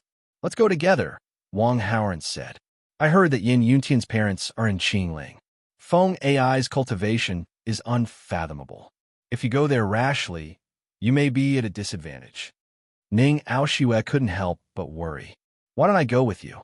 One more person means one more person to take care of." Although she knew that Wang Haoran was very powerful, he was definitely one level lower than Feng Rao, the mountain lord of Fengshi Mountain. Ning Aoshue didn't know the relationship between him and Feng Rao, so it was normal for her to have such thoughts. Wang Haoran was not worried at all. However, since Ning Aoshue proposed it, he did not object. The three of them were about to leave, but just as they were about to leave, Wang Haoran suddenly caught a glimpse of Feng Anna, who was mopping the floor. "You should come along too. In any case, there wouldn't be any danger on this trip." Since Ning Aoshue, Yin Yuntian's ex-fiancée, was going, it was better to call Feng Anna along too. With more people, it would be easier to mess with Yin Yuntian's mentality. Because Wang Haoren knew that if he didn't take advantage of Yin Yuntian today, he wouldn't have the chance tomorrow. Calculating the time, Tantai Yaoyue should have sent Qiu Qianwei and the other sisters home. After Qiu Qianwei and the others safely arrived home, Tantai Yaoyue would definitely set off immediately. Wang Haoren didn't believe that Tantai Yaoyue would take revenge overnight. In the garage, there was a Dainyu and a Pagani, which could seat 2 people respectively. 4 people were just enough. Wang Haoren and Feng Anna were the drivers, taking Feng Xuansu and Ning Aoxue to Yin Yuntian's mansion. Yu Ning and Yun Xian got the news in advance, so they waited outside the mansion early. When they saw Wang Haoren and the others coming, they immediately invited them into the mansion. Feng Xuansu didn't go to Yin Yuntian's bedroom directly. Instead, she planned to meet Feng Rao first. At this time, Feng Rao was in the bedroom, trying on all kinds of beautiful modern clothes, admiring herself in the mirror. Feng Xuansu came to the bedroom and knocked on the door. Feng Rao heard the noise and walked out of the room. When Feng Rao saw Wang Haoren, she greeted him warmly. Then, she looked around and saw 2 unfamiliar faces. These 2 are... Feng Rao looked inquisitive. Ning family of Cangzhou, Ning Aoxue. Feng family of Fragrant Island, Feng Anna. The 2 of them reported their backgrounds. Feng Rao was stunned. Then, she remembered that these 2 were Yin Yuntian's fiancés. She was confused about their intentions and was about to ask. However, Feng Xuansu beat her to it. Sister, your son is looking for the killer Haoren of 7 Supreme Hall. Do you know? What? Feng Rao was shocked. Mountain Lord, please take a look. Yin Xian showed the original letter to Feng Rao. Feng Rao looked at the messy words and was confused. Ning Aoxue reminded her in front of Snow Mountain. Feng Rao was completely sure. Follow me. Feng Rao's face was cold. She led Wang Haoren and the others to Yin Yuntian's bedroom. At this moment, Yin Yuntian's anger was not as great as it had been before, because he hoped that the killers of 7 Supreme Hall would kill Wang Haoren as soon as possible. The killers of 7 Supreme Hall were famous in the hidden Jianghu. It was easy for them to deal with Wang Haoren, a young master in the secular world. In Yin Yuntian's opinion, this matter was basically settled. However, when he was thinking about this, he suddenly heard footsteps outside the door. Feng Rao walked into the bedroom first. When Yin Yuntian saw her, he couldn't help but snort. He was about to turn his head and ignore her. However, when he was about to turn his head, he saw Feng Xuansu, Ning Aoxue, Feng Anna, Yun Xian, and Yu Ning walking in with Wang Haoren, who he hated to the bone. Looking at the posture of the group of people, they seemed to be very close to Wang Haoren. Yin Yuntian was extremely jealous. However, before this jealousy could rise, he saw a letter in Feng Rao's hand. His eyes suddenly shrank. Did you write this? Feng Rao threw the letter at Yin Yuntian's face. I didn't write this kind of thing. Yin Yuntian picked it up and looked at it, pretending to be ignorant. Yin Xian took a step forward and pointed it out. You wrote this, and you asked me to send it out quickly. Ding. The host caused the protagonist, Yin Yuntian's mentality, to be damaged. The reward is 800 villain points. Yin Yuntian's protagonist, aura, -40. The host's villain, aura, +40. Yin Yuntian was annoyed. He wanted to kill Yin Xian. Yu Ning was just reliable. This Yin Xian was even worse. She actually betrayed him. However, in this situation, he couldn't do anything to Yin Xian for the time being. Even if I wrote this letter, so what? I'm just sending a letter to a friend. Can I do that? Yin Yuntian looked at Feng Rao and pretended to be calm. Ning Aoxue saw this and went forward to take the letter. She picked up the pen that Yin Yuntian put beside the bed after he finished writing the letter and then circled some words on the letter. After she finished writing, she picked up the letter with both hands and showed it to Yin Yuntian. Read it yourself. Ning Aoxue said. Yin Yuntian's face stiffened. He looked at Ning Aoxue with eyes that were about to spit fire. Ding. The host caused the protagonist, Yin Yuntian's mentality, to be damaged. The reward is 1,000 villain points. Yin Yuntian's protagonist aura -50. The host's villain aura +50. Chapter 431. After being exposed by Ning Aoshue, Yin Yuntian's face turned ugly. He tried to find something to defend himself. What else do you have to say? Feng Rao asked coldly. I wrote it. So what? Yin Yuntian saw that he couldn't hide it anymore, so he admitted it. Did you forget what I told you? Feng Rao's face darkened. Of course I didn't forget. My own mother didn't care about me at all for an outsider. She even said something like that. How could I forget? Yin Yuntian was also angry.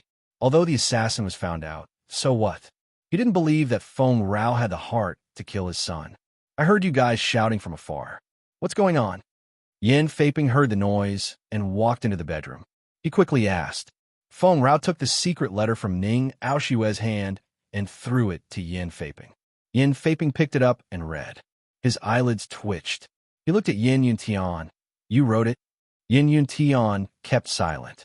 However, this was also equivalent to a disguised answer. Yin Feiping's face wrinkled. He felt that he had been careless. Yin Yuntian was so emotional that he wanted him to kill Wang Haoren.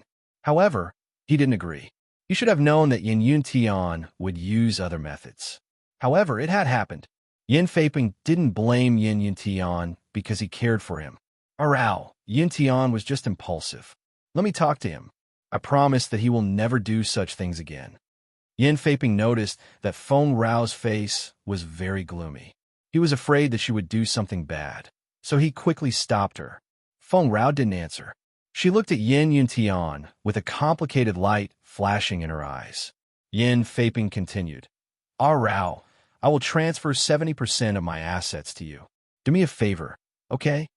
Feng Rao still didn't say anything. 80%, no, 90%. Yin Feiping said. Feng Rao didn't say anything. Yin Yuntian couldn't bear it anymore. Yin Feiping's assets were his assets. Yin Feiping didn't feel bad, but he did. Father, don't say any more, and don't stop him. Just go to the side. Today I want to see what mother can do to me. Yin Yuntian still had some confidence in his heart. That Wang Haoren was just a rich second generation in the secular world. Other than having some money and good looks, there was nothing good about him. Even if Feng Rao wanted to protect Wang Haoren, there was a limit. She couldn't disown her family for him. Yin Feiping didn't step aside after hearing his son's words. That was because his thoughts were not as optimistic as Yin Yuntian's. Is this how you admit your mistake after doing something wrong? Feng Ai said in a deep voice. I didn't do anything wrong. Yin Yuntian gritted his teeth. Yuntian, I've warned you before. If you don't listen to my advice, don't blame me. A strange light sparkled in Feng Rao's eyes because of her complicated emotions.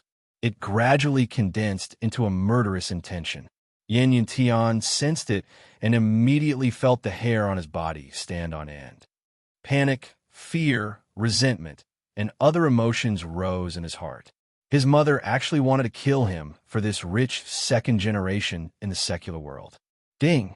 The host caused Yin Yuntian's mentality to be damaged. The reward is 1,200 villain points. Yin Yuntian's protagonist aura -60. The host's villain aura +60. Rao, I beg you. Yuntian is your son after all. Yin Feiping also felt the murderous intention. He hurriedly persuaded his mother and then turned around to roar at Yin Yuntian. Unfilial son, you still haven't admitted your mistake. Do you really want to die? Yin Yuntian recovered from his panic. Mother, I was wrong. I shouldn't have disobeyed your advice. Don't kill me, don't kill me. The murderous intention in Feng Rao's eyes didn't disappear. Yin Yuntian played the emotional card and continued. Mother, I was born after you carried me for 10 months. I'm your biological son. Even if I made a big mistake, you should give me a chance to change. While speaking, because of all kinds of emotions, he actually squeezed out some tears. After seeing it, the murderous intention in Feng Rao's eyes flickered slightly. She seemed to be moved. Feng Xuansu came with anger. She had expected Feng Rao to solve it, but after seeing this scene, she couldn't bear it anymore. She directly walked forward from behind Feng Rao. She wanted to kill Yin Yuntian. However, Yin Feiping stood in the middle and blocked her. Feng Shuansu's cultivation was still a little lower than Yin Feiping's. Seeing this scene, she turned around and glanced at a figure. Ning Aoshue, help me block him. If Ning Aoshue blocked Yin Feiping, then she could directly kill Yin Yuntian. Ning Aoshue crossed her arms and looked leisurely. She didn't intend to take action. She inadvertently glanced at Wang Haoran. Feng Shuansu didn't know Wang Haoran's real strength, but she knew. Whether it was Yin Yuntian or the killers of Chijua Hall, they couldn't threaten Wang Haoran at all. And Feng Rao and Yin Yuntian didn't get along well. As long as Wang Haoran wanted to, it would be easy to kill Yin Yuntian. Since Wang Haoran didn't take action, it was very likely that he had other plans. If she rashly intervened, she might ruin his plan.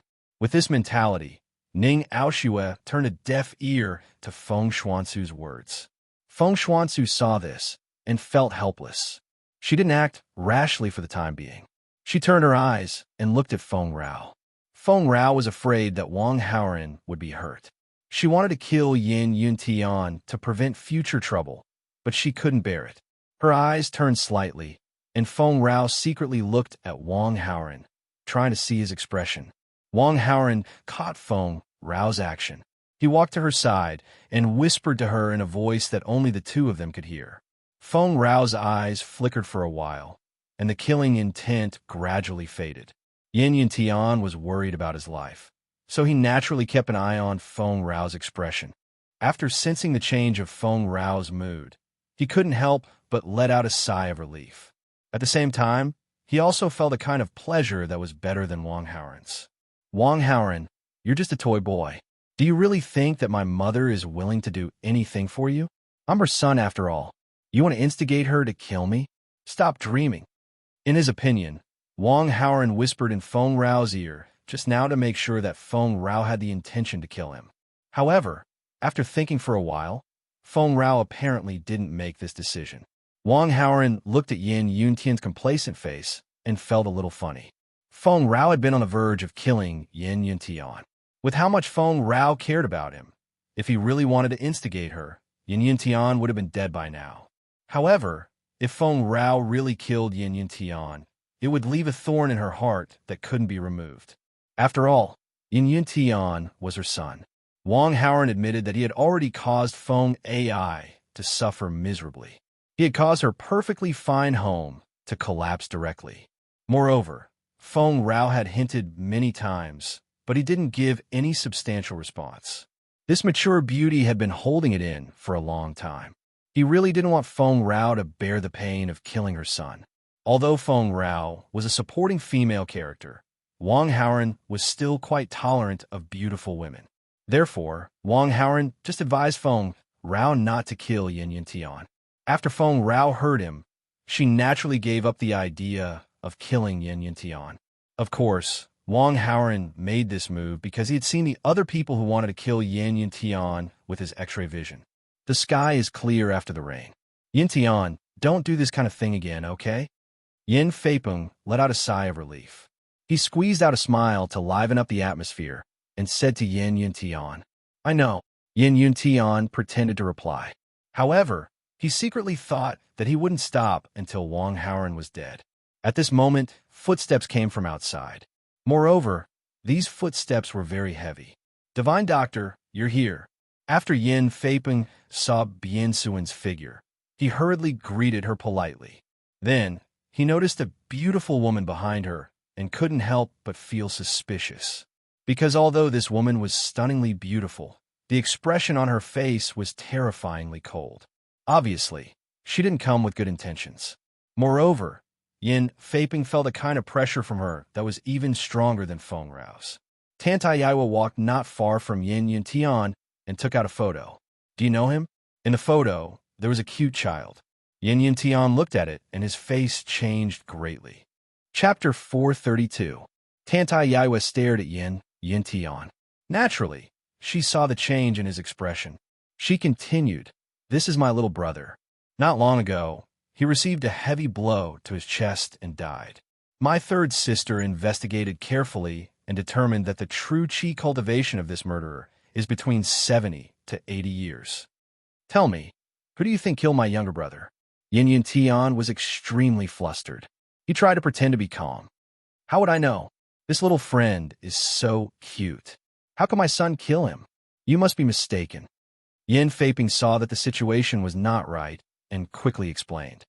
What is the reason? I'm afraid only your son knows. Tantai Yaoyue said. From your tone, you seem to be certain that I killed your little brother. In Qingling, there are many experts. Why would you say it was me? Yin Yuntian pointed at Ning Aoxiu. For example, her true qi cultivation is more or less the same as the murderer's. Ning Aoxiu was implicated unconsciously. She could not help but frown, but she did not say anything. Tantai Yaoyue continued. Do you need evidence so that you can die with a clear conscience? I'll fulfill your wish. As she spoke, her eyes shone with a strange light. Yin Yuntian inadvertently glanced at her and immediately felt that his consciousness seemed to be out of control. My little brother Lin Shen, did you kill him? Tantai Yaoyue's voice carried a bewitching feeling. Yes, I killed him with one palm and then threw him into a lake. Yin Yuntian's eyes were lifeless as he answered woodenly. Why did you kill him? Tantai Yaoyue continued to ask.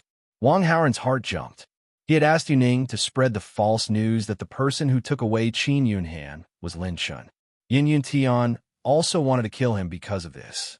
However, this reason was somewhat absurd, although it was possible to fool them to a large extent. But just in case, Wang Haoren still did not want Yin Yuntian to reveal the motive for killing Lin Shun. After all, a lie was a lie, and there was a possibility of it being exposed. Damn bastard, so my classmate Lin Shun was killed by you. Wang Haoren was so angry that he stomped his feet. He rushed forward and punched Yin Yuntian in the face. Yin Yuntian also recovered from his stupefied state after taking a punch. He didn't know what he had said. He only felt pain on his face, and Wang Haoren was right in front of him, so it must have been him who did it. Yin Yuntian was furious. Although he couldn't move his body, he could still fight back with his hands. But just as he was about to reach out towards Wang Haoren, dong, dong, dong, Yin Yuntian's hand froze in midair. He suddenly felt his heartbeat accelerate as a sharp pain came from his heart. Ah! Yin Yuntian cried out in pain. Son, what's wrong? Yin Feiping was stunned for a moment before reacting, looking towards Tantai Yaoyu. Yin Yuntian's strange situation was clearly related to Tantai Yaoyue. Yin Feiping was afraid of Tantai Yaoyue's strange methods and didn't dare to attack her. He begged, spare my son's life. I can use my wealth to pay for my son's sins. A life for a life. Tantai Yaoyue's attitude was very clear. Yin Feiping saw that she was determined and looked towards Feng Rao for help. Feng Rao was unmoved. If it wasn't for Wang Haoren stopping her, she would have wanted to kill Yin Yuntian. Why would she help? Moreover, Feng Rao could feel that even if she helped, she wouldn't be able to save Yin Yuntian, because this Tantai Yaoyue was very strong, stronger than her. Father, save me, save me. Yin Yuntian didn't want to die and screamed in despair. Yin Feiping couldn't bear to see his son die. In a hurry, he circulated his true qi and attacked towards Tantai Yaoyue, planning to fight to the death with her. He was also a transforming Jing master, and his true qi cultivation wasn't weak. Under his full power palm, the power was terrifying and brought about gusts of wind. However, when Yin Feiping's hand was only a foot away from Tantai Yaoyue, he suddenly felt a sharp pain in his heart. Under this intense pain, Yin Feiping's true qi collapsed, and he powerlessly laid on the ground. Dong, dong, dong. Yin Yuntian only felt his heart beating faster and faster. His heart was like a drum, and when it reached a critical point, pung, poo, Yin Yuntian's heart exploded, and he spat out a mouthful of blood and died. Ding! The host manipulated from behind the scenes, causing the main character, Yin Yuntian, to be killed by the female lead Tantai Yaoyue. Gained 5,000 villain points. Pooh! Very quickly, Yin Feiping also spat out a mouthful of blood and died. The father and son were lying straight on the ground. The only difference was that one was lying on the bed and the other was lying under the bed. Wang Haoren saw this scene and couldn't help but sigh. Yin Yuntian was dead, just like that. Turning his gaze, Wang Haoran looked at Tantai Yaoyue and clicked his tongue in wonder. Tantai Yaoyue's method was simply killing without leaving a trace. From start to finish, her body didn't touch Yin Feiping and Yin Yuntian at all. She only used her eyes to look at them. Yin Feiping and Yin Yuntian disappeared just like that. According to the evidence in the world, Tantai Yaoyue didn't commit any crime. After all, they couldn't arrest her for killing with her eyes, right? Seeing the murderer die, Tantai Yaoyue and Bian Suan both showed some joy. Lin Shun, your spirit in heaven can rest in peace. Wang Haoran pretended to be sad and sighed. This attitude and action, in Tantai Yaoyue and Bian Suan's eyes, was not fake at all. Wang Haoran and Lin Shun were classmates. Adding on Xiao Qianwei, Lin Shun could be considered half a little brother. Wang Haoran's action and attitude, wasn't it normal? On the side, Feng Rao looked at Yin Feiping and Yin Yuntian lying straight on the ground, her expression showing some sadness. Although she didn't have any feelings for them. After all, they were related before. At this moment, seeing the two dead, she more or less felt sad. 1 or 2 days later, Feng Rao used Yin Feiping and Yin Yuntian's death as an excuse to find some people to bury them hurriedly. And the place where they were buried was at the top of the Clear Spirit Mountain Cemetery. After seeing Yin Feiping and Yin Yuntian buried in the ground, Feng Rao came down from the mountain. The sadness in her heart dissipated a lot. On the flat ground at the foot of the mountain, a Pagani was parked. Next to the car, a figure was waiting. After Feng Rao saw that figure, the remaining sadness in her heart instantly disappeared without a trace. Beaming with joy, he ran towards that figure. "Why did you suddenly come?" Feng Rao's face was full of surprise. "I was afraid that you would be too sad, so I came to comfort you." Wang Haoran told her the reason for coming. However, when he said this, he felt that it was unnecessary, because Feng Rao's face didn't have a bit of sadness. However, what surprised Wang Haoran was that after he said this, Feng Rao suddenly stopped smiling, lowered her head, and sobbed a few times. Then, naturally, she threw herself into his arms, as if she was asking for comfort. Chapter 433. Wang Haoran's heart was stirred by the warmth and softness in his arms. However, his body was stiff and he didn't dare to move. Feng Rao sobbed for a while. She felt that her waist was empty, as if something was missing. She grabbed his hands and put them on her waist. Wang Haoran was quite helpless. After a while, Feng Rao stopped sobbing and left his arms. Wang Haoran looked at the corner of Feng Rao's eyes but didn't see any tears. Instead, he caught Feng Rao's resentful eyes. He instantly understood. Feng Rao was blaming him for being unromantic. He didn't even respond to the warm and soft body in his arms. "Can you accompany me for a walk?" Feng Rao said softly. Wang Haoran wanted to answer that he had something to do.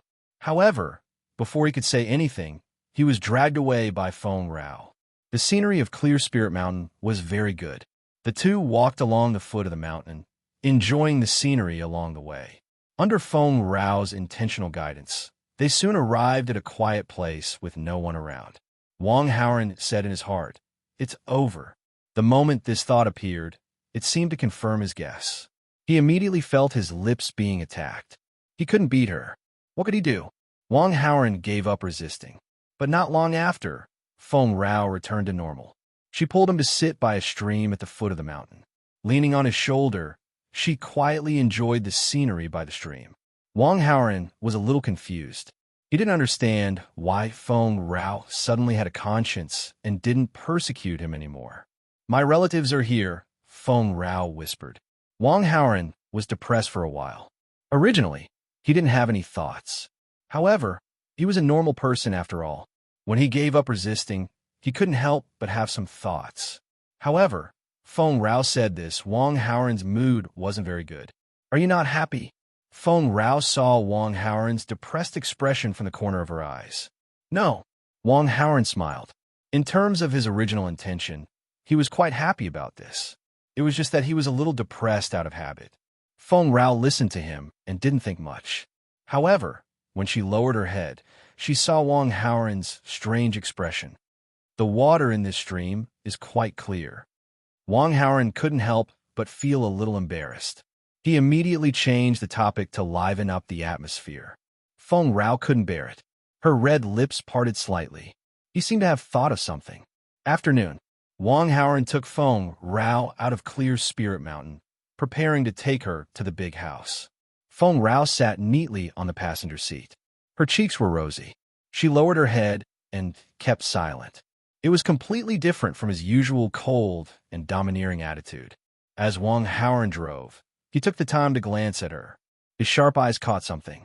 As if feeling that he was being sized up, Feng Ai tilted his head and looked at Wang Haoran. Wang Haoran pointed at the corner of his mouth and signaled to her. Feng Rao was stunned. She touched the corner of her mouth and understood. Her face was red. She took a tissue from the tissue box on the console and wiped the corner of her mouth. After some time, Wang Haoran sent Feng Rao to the gate of the big house. Feng Rao got out of the car. Before she left, she suddenly leaned over to Wang Haoran's ear. "You are the first and the only one to have this honor."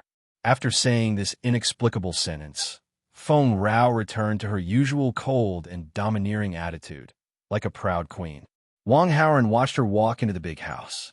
A smile inadvertently appeared at the corner of his mouth. No wonder she was so inexperienced. He drove back to the villa of Clear Spirit University. At the same time, in Tianhui Clinic, an uninvited guest came to Ma Hongsheng's ward and did something that shocked the doctors in the clinic. Ma Hongsheng, who had been in a coma for a long time, actually woke up. Cheng Rue was busy with work in the company. When she heard the news, she immediately put down her work and rushed to the hospital.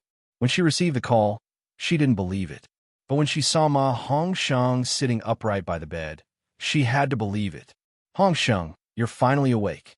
Cheng Rue's psychological quality was unusually strong. She quickly put herself in her place and showed the emotion she should show. Tears rolled down her cheeks.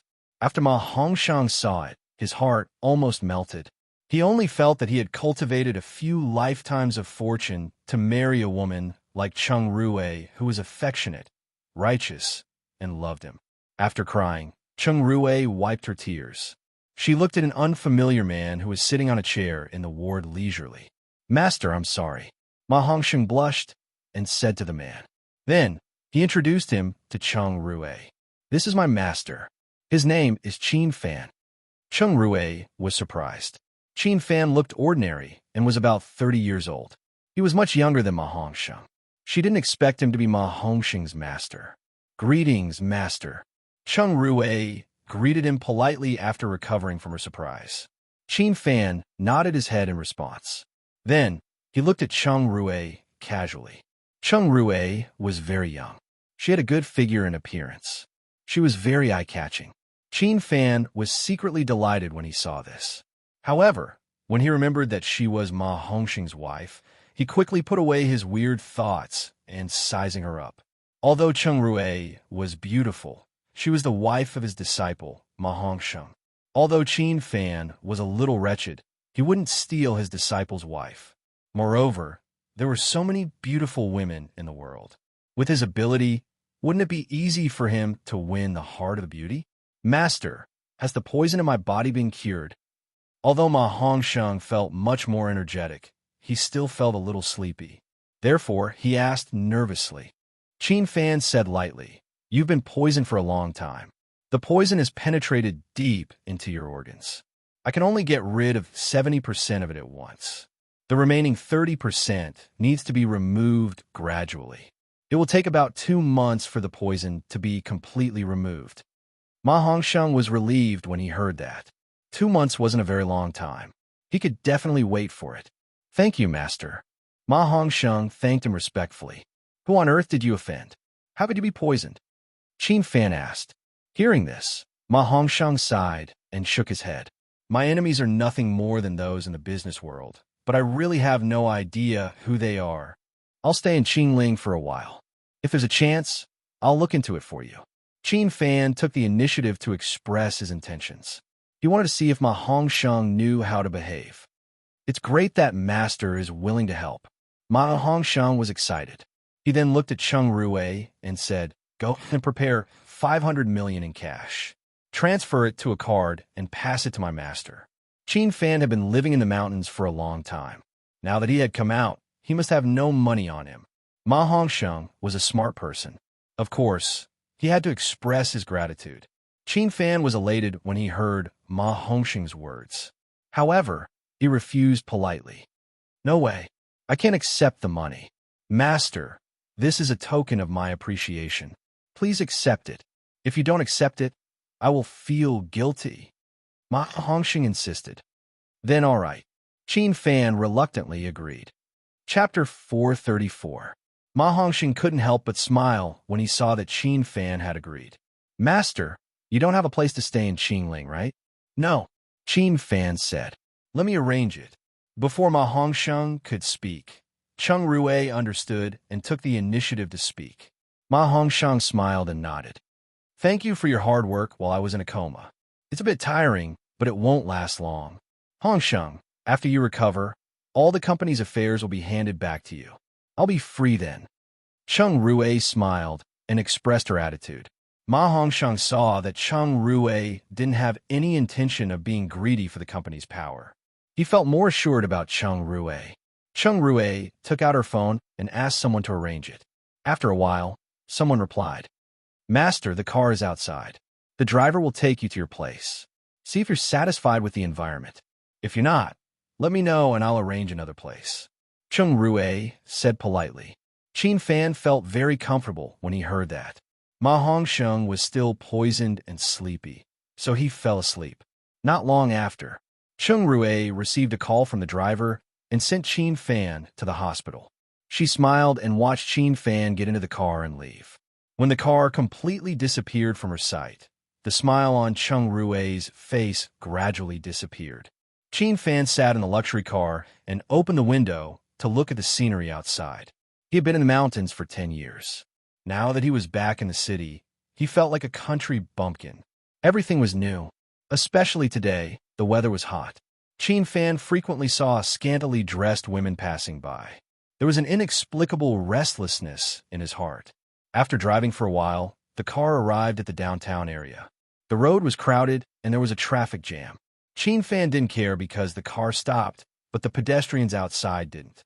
It didn't affect him at all. However, the women passing by weren't particularly outstanding. Qin Fan had seen so many beautiful women like Tantai Yaoiwe that he became picky.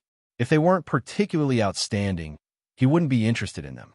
After looking for a while, Qin Fan's interest waned, and he was about to withdraw his gaze. But at this moment, a beautiful woman with a super high score walked out of a famous watch shop in his field of vision. Qin Fan's eyes were fixed on her. He wanted to strike up a conversation with her, but he couldn't find a reason. You should like it, right? Tang Bingyun lifted the small box containing the watch and took a look at it. She muttered to herself and then prepared to drive away by the roadside. A man who was passing by blocked her way. Beauty, you're so beautiful. My name is Zhen Shuai. How about we get to know each other? The man looked like a hooligan. Not interested. Tang Bingyun looked at him in disgust and wanted to walk past him. However, Zhen Shuai shifted his position and continued to block Tang Bingyun. Do I look like I'm easy to bully? Tang Bingyun's pretty face was cold. She was in charge of the Tang family's business and was a well-known figure in Qingling. How could she be afraid of a hooligan? Beauty, you have quite the temper, don't you? I like you even more now. Zhen Shuai was even more excited. He stopped Tang Bingyun and refused to let her leave. He didn't care who this beauty was. Anyway, his aunt and uncle were very popular in Qingling. His uncle owned a company worth tens of billions, and his aunt was the CEO of a listed company. With their protection, what was there to be afraid of? Are you going to move away or not? Tang Bingyun was furious. Qin Fan saw this from afar and knew that his chance had come. Cheng Rue returned to the ward and saw that Ma Hongsheng was in a deep sleep. However, out of caution, she went to a quiet corner in the hospital and made a call. Ma Hongsheng is awake. Cheng Rue reported solemnly when the call went through. Wang Haoren, who had just driven to the entrance of the villa, was shocked. You said that Ma Hongsheng is awake. That's right. Cheng Rue told him everything that had happened just now. Wang Haoren's face turned serious after hearing it. He was the one who had poisoned Ma Hongsheng. He knew how troublesome it was. Moreover, Miracle Dr. Shui had interfered and made Ma Hongxing's poison worse. Ma Hongxing's master was able to remove 70% of the poison in Ma Hongxing's body in a short period of time. He even said that he could remove all the poison in 2 months. This method was far better than Miracle Dr. Shui's. If he guessed correctly, this person's medical skills should be on the same level as Lu Chun. How old is that person? What's his name? Wang Haoran asked. He's around 30 years old. His name is Qin Fan. I've taken a photo and sent it to you. Cheng Rui sent the photo over after she finished speaking. Qin Fan? Wang Haoran murmured. After receiving Cheng Rui's photo, he immediately took a look at it and memorized Qin Fan's face. What should I do now? Cheng Rui asked. Do your part well. Don't lose the trust of Ma Hongxing and Qin Fan. As for the 500 million in cash, think of a way to delay it, Wang Haoran said. Understood. I'll inform you if there's anything, Cheng Rui said seriously. Okay. Wang Haoran hung up the call and got out of the car. He was about to use his fingerprint to open the thick door of the villa and drive the car in. At this moment, a figure walked over from behind. Wang Haoran heard the movement and turned around. It was Tantai Yaoyue. I heard from Seventh Sister that you live here, so I took the liberty to come and disturb you. Tantai Yaoyue walked in front of Wang Haoran and stood there quietly. Not at all. We're all family, Wang Haoran replied with a smile. The scenery over there is not bad. Can you take a walk with me? Tantai Yaoyue plucked up her courage and took the initiative to invite him. Okay. Wang Haoran nodded. He parked the car at the door and walked along the road outside the villa with Tantai Yaoyue. Actually, he had many questions that he wanted to ask Tantai Yaoyue. It was just that he felt that it was inconvenient to go to the villa to find Tantai Yaoyue, so he delayed it. Tantai Yaoyue taking the initiative to come was exactly what Wang Haoran wanted. After walking for a while, Tantai Yaoyue suddenly tilted her head and asked Wang Haoran, Was I very scary yesterday? You were like that because of your brother's sudden death. Wang Haoran knew that Tantai Yaoyue was referring to the terrifying killing intent she showed when she killed Yin Yintian and his son. Actually, I'm usually very gentle. I almost never lose my temper. Tantai Yaoyue showed a sweet smile. When Wang Haoran saw this, he couldn't help but be stunned, because Tantai Yaoyue's expression was deliberate. Moreover, her smile and expression made him feel like he had seen her before. Like Qiu Qianwei. Tantai Yaoyue was purposely imitating Qiu Qianwei's expression and actions. Why don't you join me? After noticing this, Wang Haoran secretly smiled. Chapter 435. You don't believe me? Tantai Yaoyue saw that Wang Haoran did not immediately reply, so she asked nervously. I do, of course I do, Wang Haoran hurriedly said, and then asked in a roundabout way. 2 days ago, when you were dealing with Yin Yintian and his son, what kind of method did you use? This is the ancient martial arts spirit assimilation great art. To a certain extent, it is a type of mental attack. It can control a person's heartbeat and confuse their mind. Tantai Yaoyue did not hide anything. After Wang Haoran heard this, he finally understood. At the same time, a question arose in his mind. Before, he had designs on Lu Chen's ancient jade, and was attacked by the remnant thoughts in the jade. In order to protect himself, he exchanged for an intermediate soul attack immunity halo.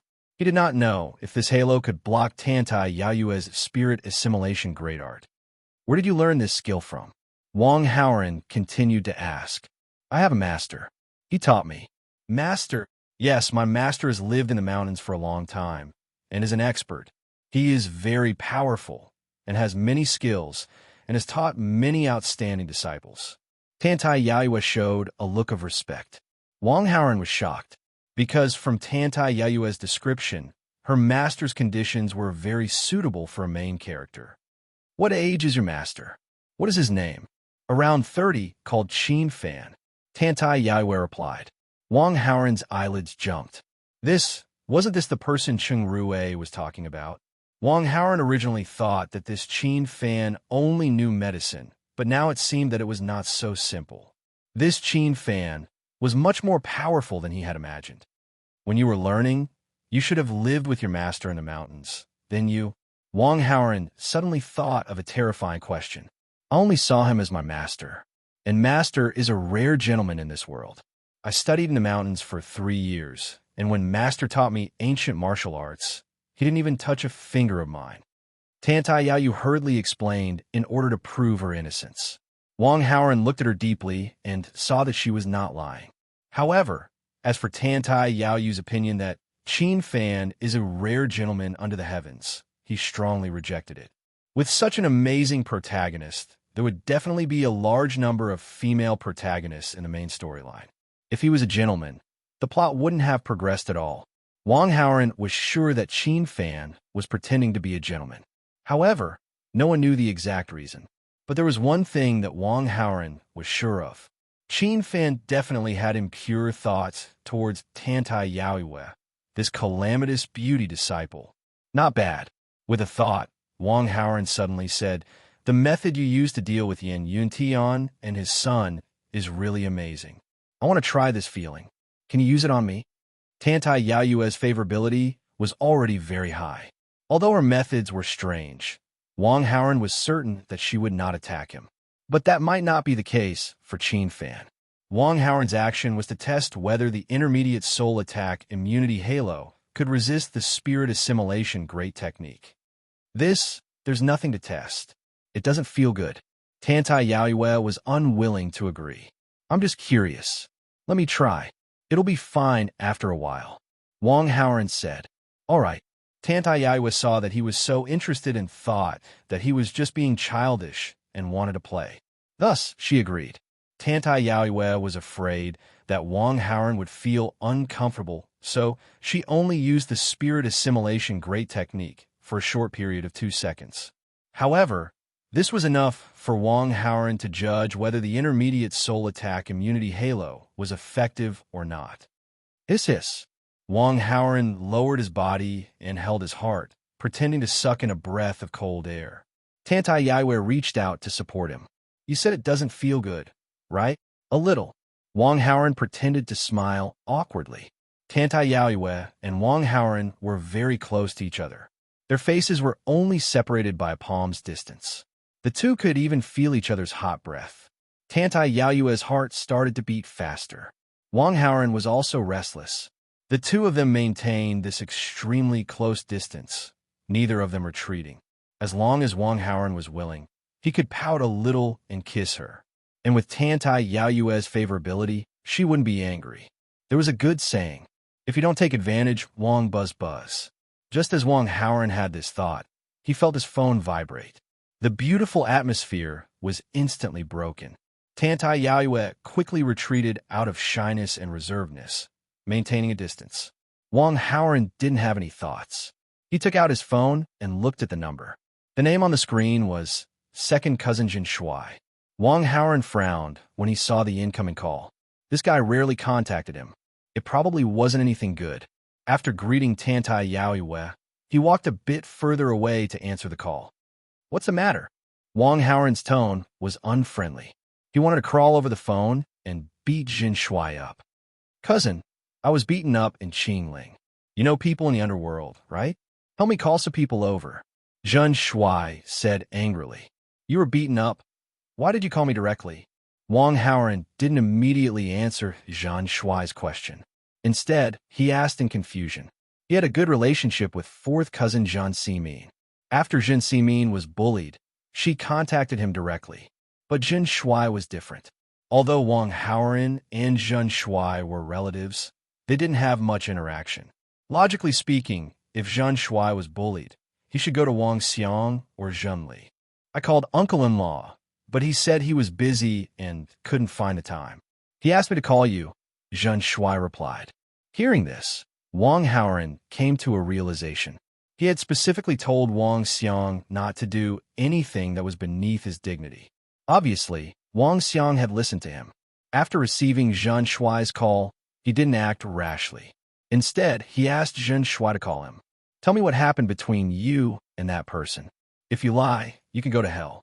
I can't be bothered with you," Wang Haoran said in a low voice. "I saw a super beauty on the street and wanted to go up and talk to her. But an ignorant bastard came and made trouble. He even slapped me a few times, Zhen Shuai said. What are the characteristics of that beauty and the man who slapped you? Wang Haoren asked. I was afraid that they would run away. It wouldn't be good to find them, so I stole a photo. I'll send it to you. Zhen Shuai maintained the call and sent the photo to Wang Haoren. Wang Haoren recognized the two people in the photo immediately. In his heart, he had the urge to kill Zhen Shuai. Chapter 436. Cousin, have you asked enough? Hurry up and call for help. Zhen Shuai urged. Who told you to hit on a beauty? You deserve to be beaten. Let's leave it at that. Don't find trouble with others. Wang Haoren said, if you don't help me, I'll go find people myself. With money. Do you think I won't be able to find people? Bye-bye. Zhen Shuai was somewhat dissatisfied. Wait. Wang Haoren stopped him. Change your mind. Zhen Shuai asked. Don't call for help. I'll take care of this. Wang Haoren was unwilling, but still took care of this matter. If he allowed Zhen Shuai to provoke Qin Fan, once this matter escalated, it might implicate the entire Zhen family and even the Wang family. At that time, Wang Haoren, Wang Xiang, and Zhenli would also be involved. And Zhen Shuai had already decided to take revenge. It was impossible for him to change his mind, unless he killed Zhen Shuai. However, in Wang Haoren's view, this wouldn't solve the problem from the root. As his villain aura became more and more powerful, he could also attract more hatred from the main characters. Even if he didn't do anything, there would still be people in his villain camp who would provoke him. It was impossible not to get involved in this. Going against Qin Fan was something that would happen sooner or later. Killing Zhen Shuai wouldn't be of much use. It was better to take care of this matter from Zhen Shuai. Of course, Wang Haoren didn't plan to directly confront Qin Fan. After all, Tantai Yaoyue's methods were already strange enough. Her master was even more so. Wang Haoren and Zhen Shuai continued to chat for a while before hanging up and thinking of countermeasures.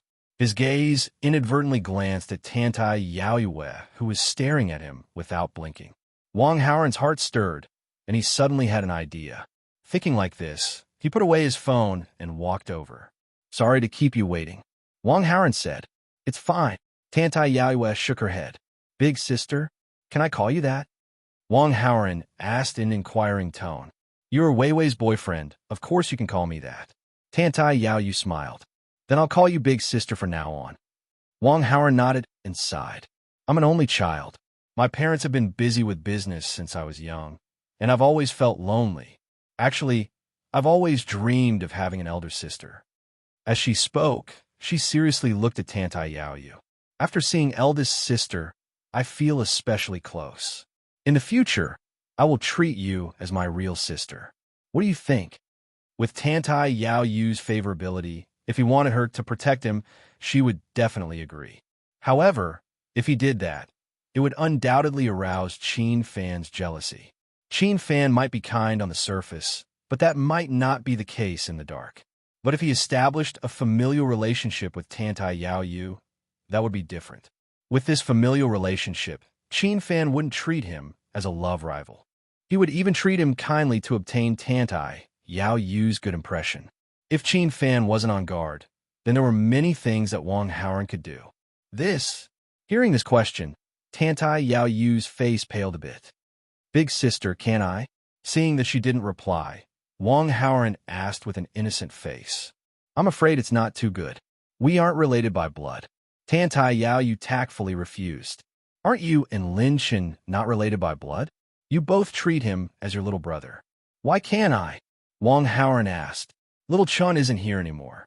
I'm afraid that if I recognize you as my little brother, I'll inadvertently think of him and feel sad. So, Tantai Yaoyu really didn't want to treat Wang Haoren as her little brother, so she found an excuse to tactfully refuse. Hearing this, Wang Haoren revealed a dazed expression and didn't speak for a long time. After Tantai Yaoyu saw this, she couldn't help but worry. Are you all right? Big sister, since you don't like me and don't want to recognize me as your little brother, then forget it. It was my unrequited love. Saying this, Wang Haoren's face was dejected as he turned around and left. Tantai Yaoyu couldn't bear it and was afraid that he would ignore her in the future, so she hurriedly said, Don't go yet. Wang Haoren stopped and turned around. I promise you. Tan Tai Yaoyu struggled for a few seconds before helplessly making a decision. Wang Haoran turned from sadness to joy and was excited for a while. Big sister. From now on, you're my big sister. I'll respect you like how Lin Chen respects you. Tan Tai Yaoyu's heart was bitter, but she still forced a smile on her face.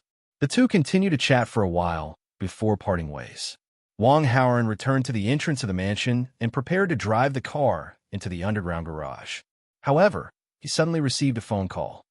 I'm free today. Are you at school or at the mansion? Tang Bingyun's voice came from the phone. It's almost time for dinner. I'll come and find you. Let's go have dinner together. Where are you? Wang Haoran dismissed the idea of returning to the mansion.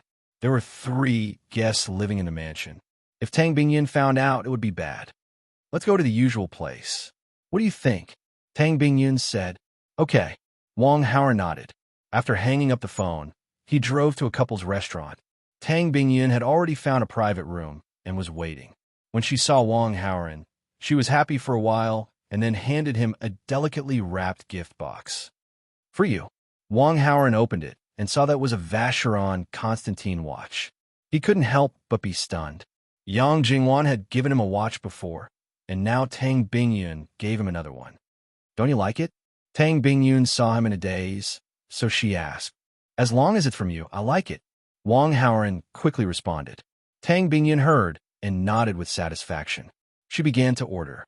While waiting for the dishes to be served, Wang Haoran thought of something and said casually, Did you encounter anything special today? There was one. Tang Bingyun said, When I went to buy you a watch, a hooligan stopped me and wanted to ask for my contact information. She briefly described what happened after she came out of the Vacheron Constantine watch store. Did that hooligan touch you? Wang Haoran frowned. Seeing his concerned look, Tang Bingyun couldn't help but be happy and said, No, I didn't let him touch me at all. Wang Haoran nodded and dismissed the idea of killing Jin Shuai. Then he asked about another thing. What about the man who saved you? What did you talk to him about? How worried are you about me? Do you want me to dig out your heart and let you see how much I love you? Tang Bingyun rolled her eyes and laughed. I'm not doubting you. I just think that the man might have feelings for you. So I care about you and want to know more. Wang Haoran reorganized his words. Tang Bingyun was happy and responded. The man wanted to ask for my contact information. That man wanted my contact information. His words were quite enthusiastic, but how could I possibly respond to him? I just said thank you to him and then drove away. Chapter 437. Hearing Tang Bingyun's words, Wang Haoran nodded and then continued to chat with her for a while. After waiting for a while, the dishes were served. The two of them began to eat. Halfway through the meal, Tang Bingyun's phone on the table suddenly rang. The screen of the phone was facing up. Wang Haoran inadvertently glanced at it and found that the caller ID was Expectant Mother. Wang Haoran was subconsciously stunned for a moment and then quickly realized who the caller was. On the other side, Tang Bingyun sensed Wang Haoran's gaze on her phone and immediately felt a little embarrassed. After smiling awkwardly at Wang Haoran, Tang Bingyun answered the phone shyly. Sister Bingyun, do you have any good-looking jade jewelry? Wang Haoran's hearing was amazing. He heard Zhen Li's voice on the phone. His heart suddenly skipped a beat. Zhen Li had given Qiu Qianwei a gift before, a jade bracelet. At that time, Zhen Li said that it was only a temporary gift and that she would give another gift later. Tang Bingyun's family was in the jade business. Zhen Li suddenly called Tang Bingyun. Her intention was obvious. Wang Haoran was a little flustered. Tang Bingyun and Zhen Li didn't talk for a long time, but Wang Haoran felt like a century had passed. But fortunately, Zhen Li only said that she wanted to buy jade jewelry and didn't say what it was for. Tang Bingyun only knew that Zhen Li wore it herself, so she didn't ask much. Is it hot? Tang Bingyun hung up the phone with a smile and put the phone on the table. Suddenly, she noticed that there were fine beads of sweat on Wang Haoran's forehead.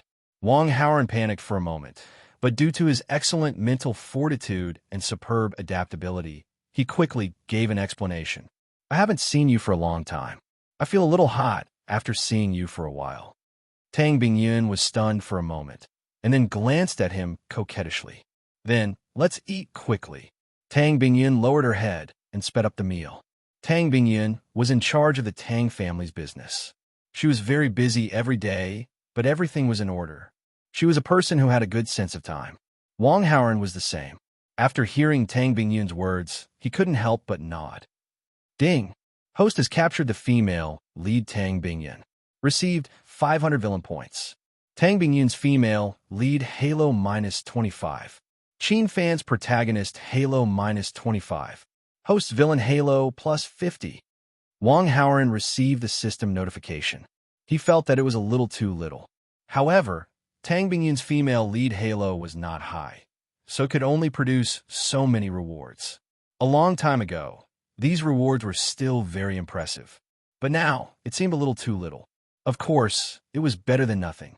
Moreover, there was a saying that many little drops made a mickle. Ding! Host has captured the female lead Tang Bingyun. Received 500 villain points. Tang Bingyun's female lead Halo -25. Qin Fan's protagonist Halo -25. Host villain Halo +50. Ding! Host has captured the female lead Tang Bingyun. Received 500 villain points. Tang Bingyun's female lead Halo -25. Qin Fan's protagonist Halo -25. Host villain Halo +50. The next morning, Wang Haoren woke up alone in the big bed. Tang Bingyun had already left for work. After all, the CEO of a company was very busy all day long.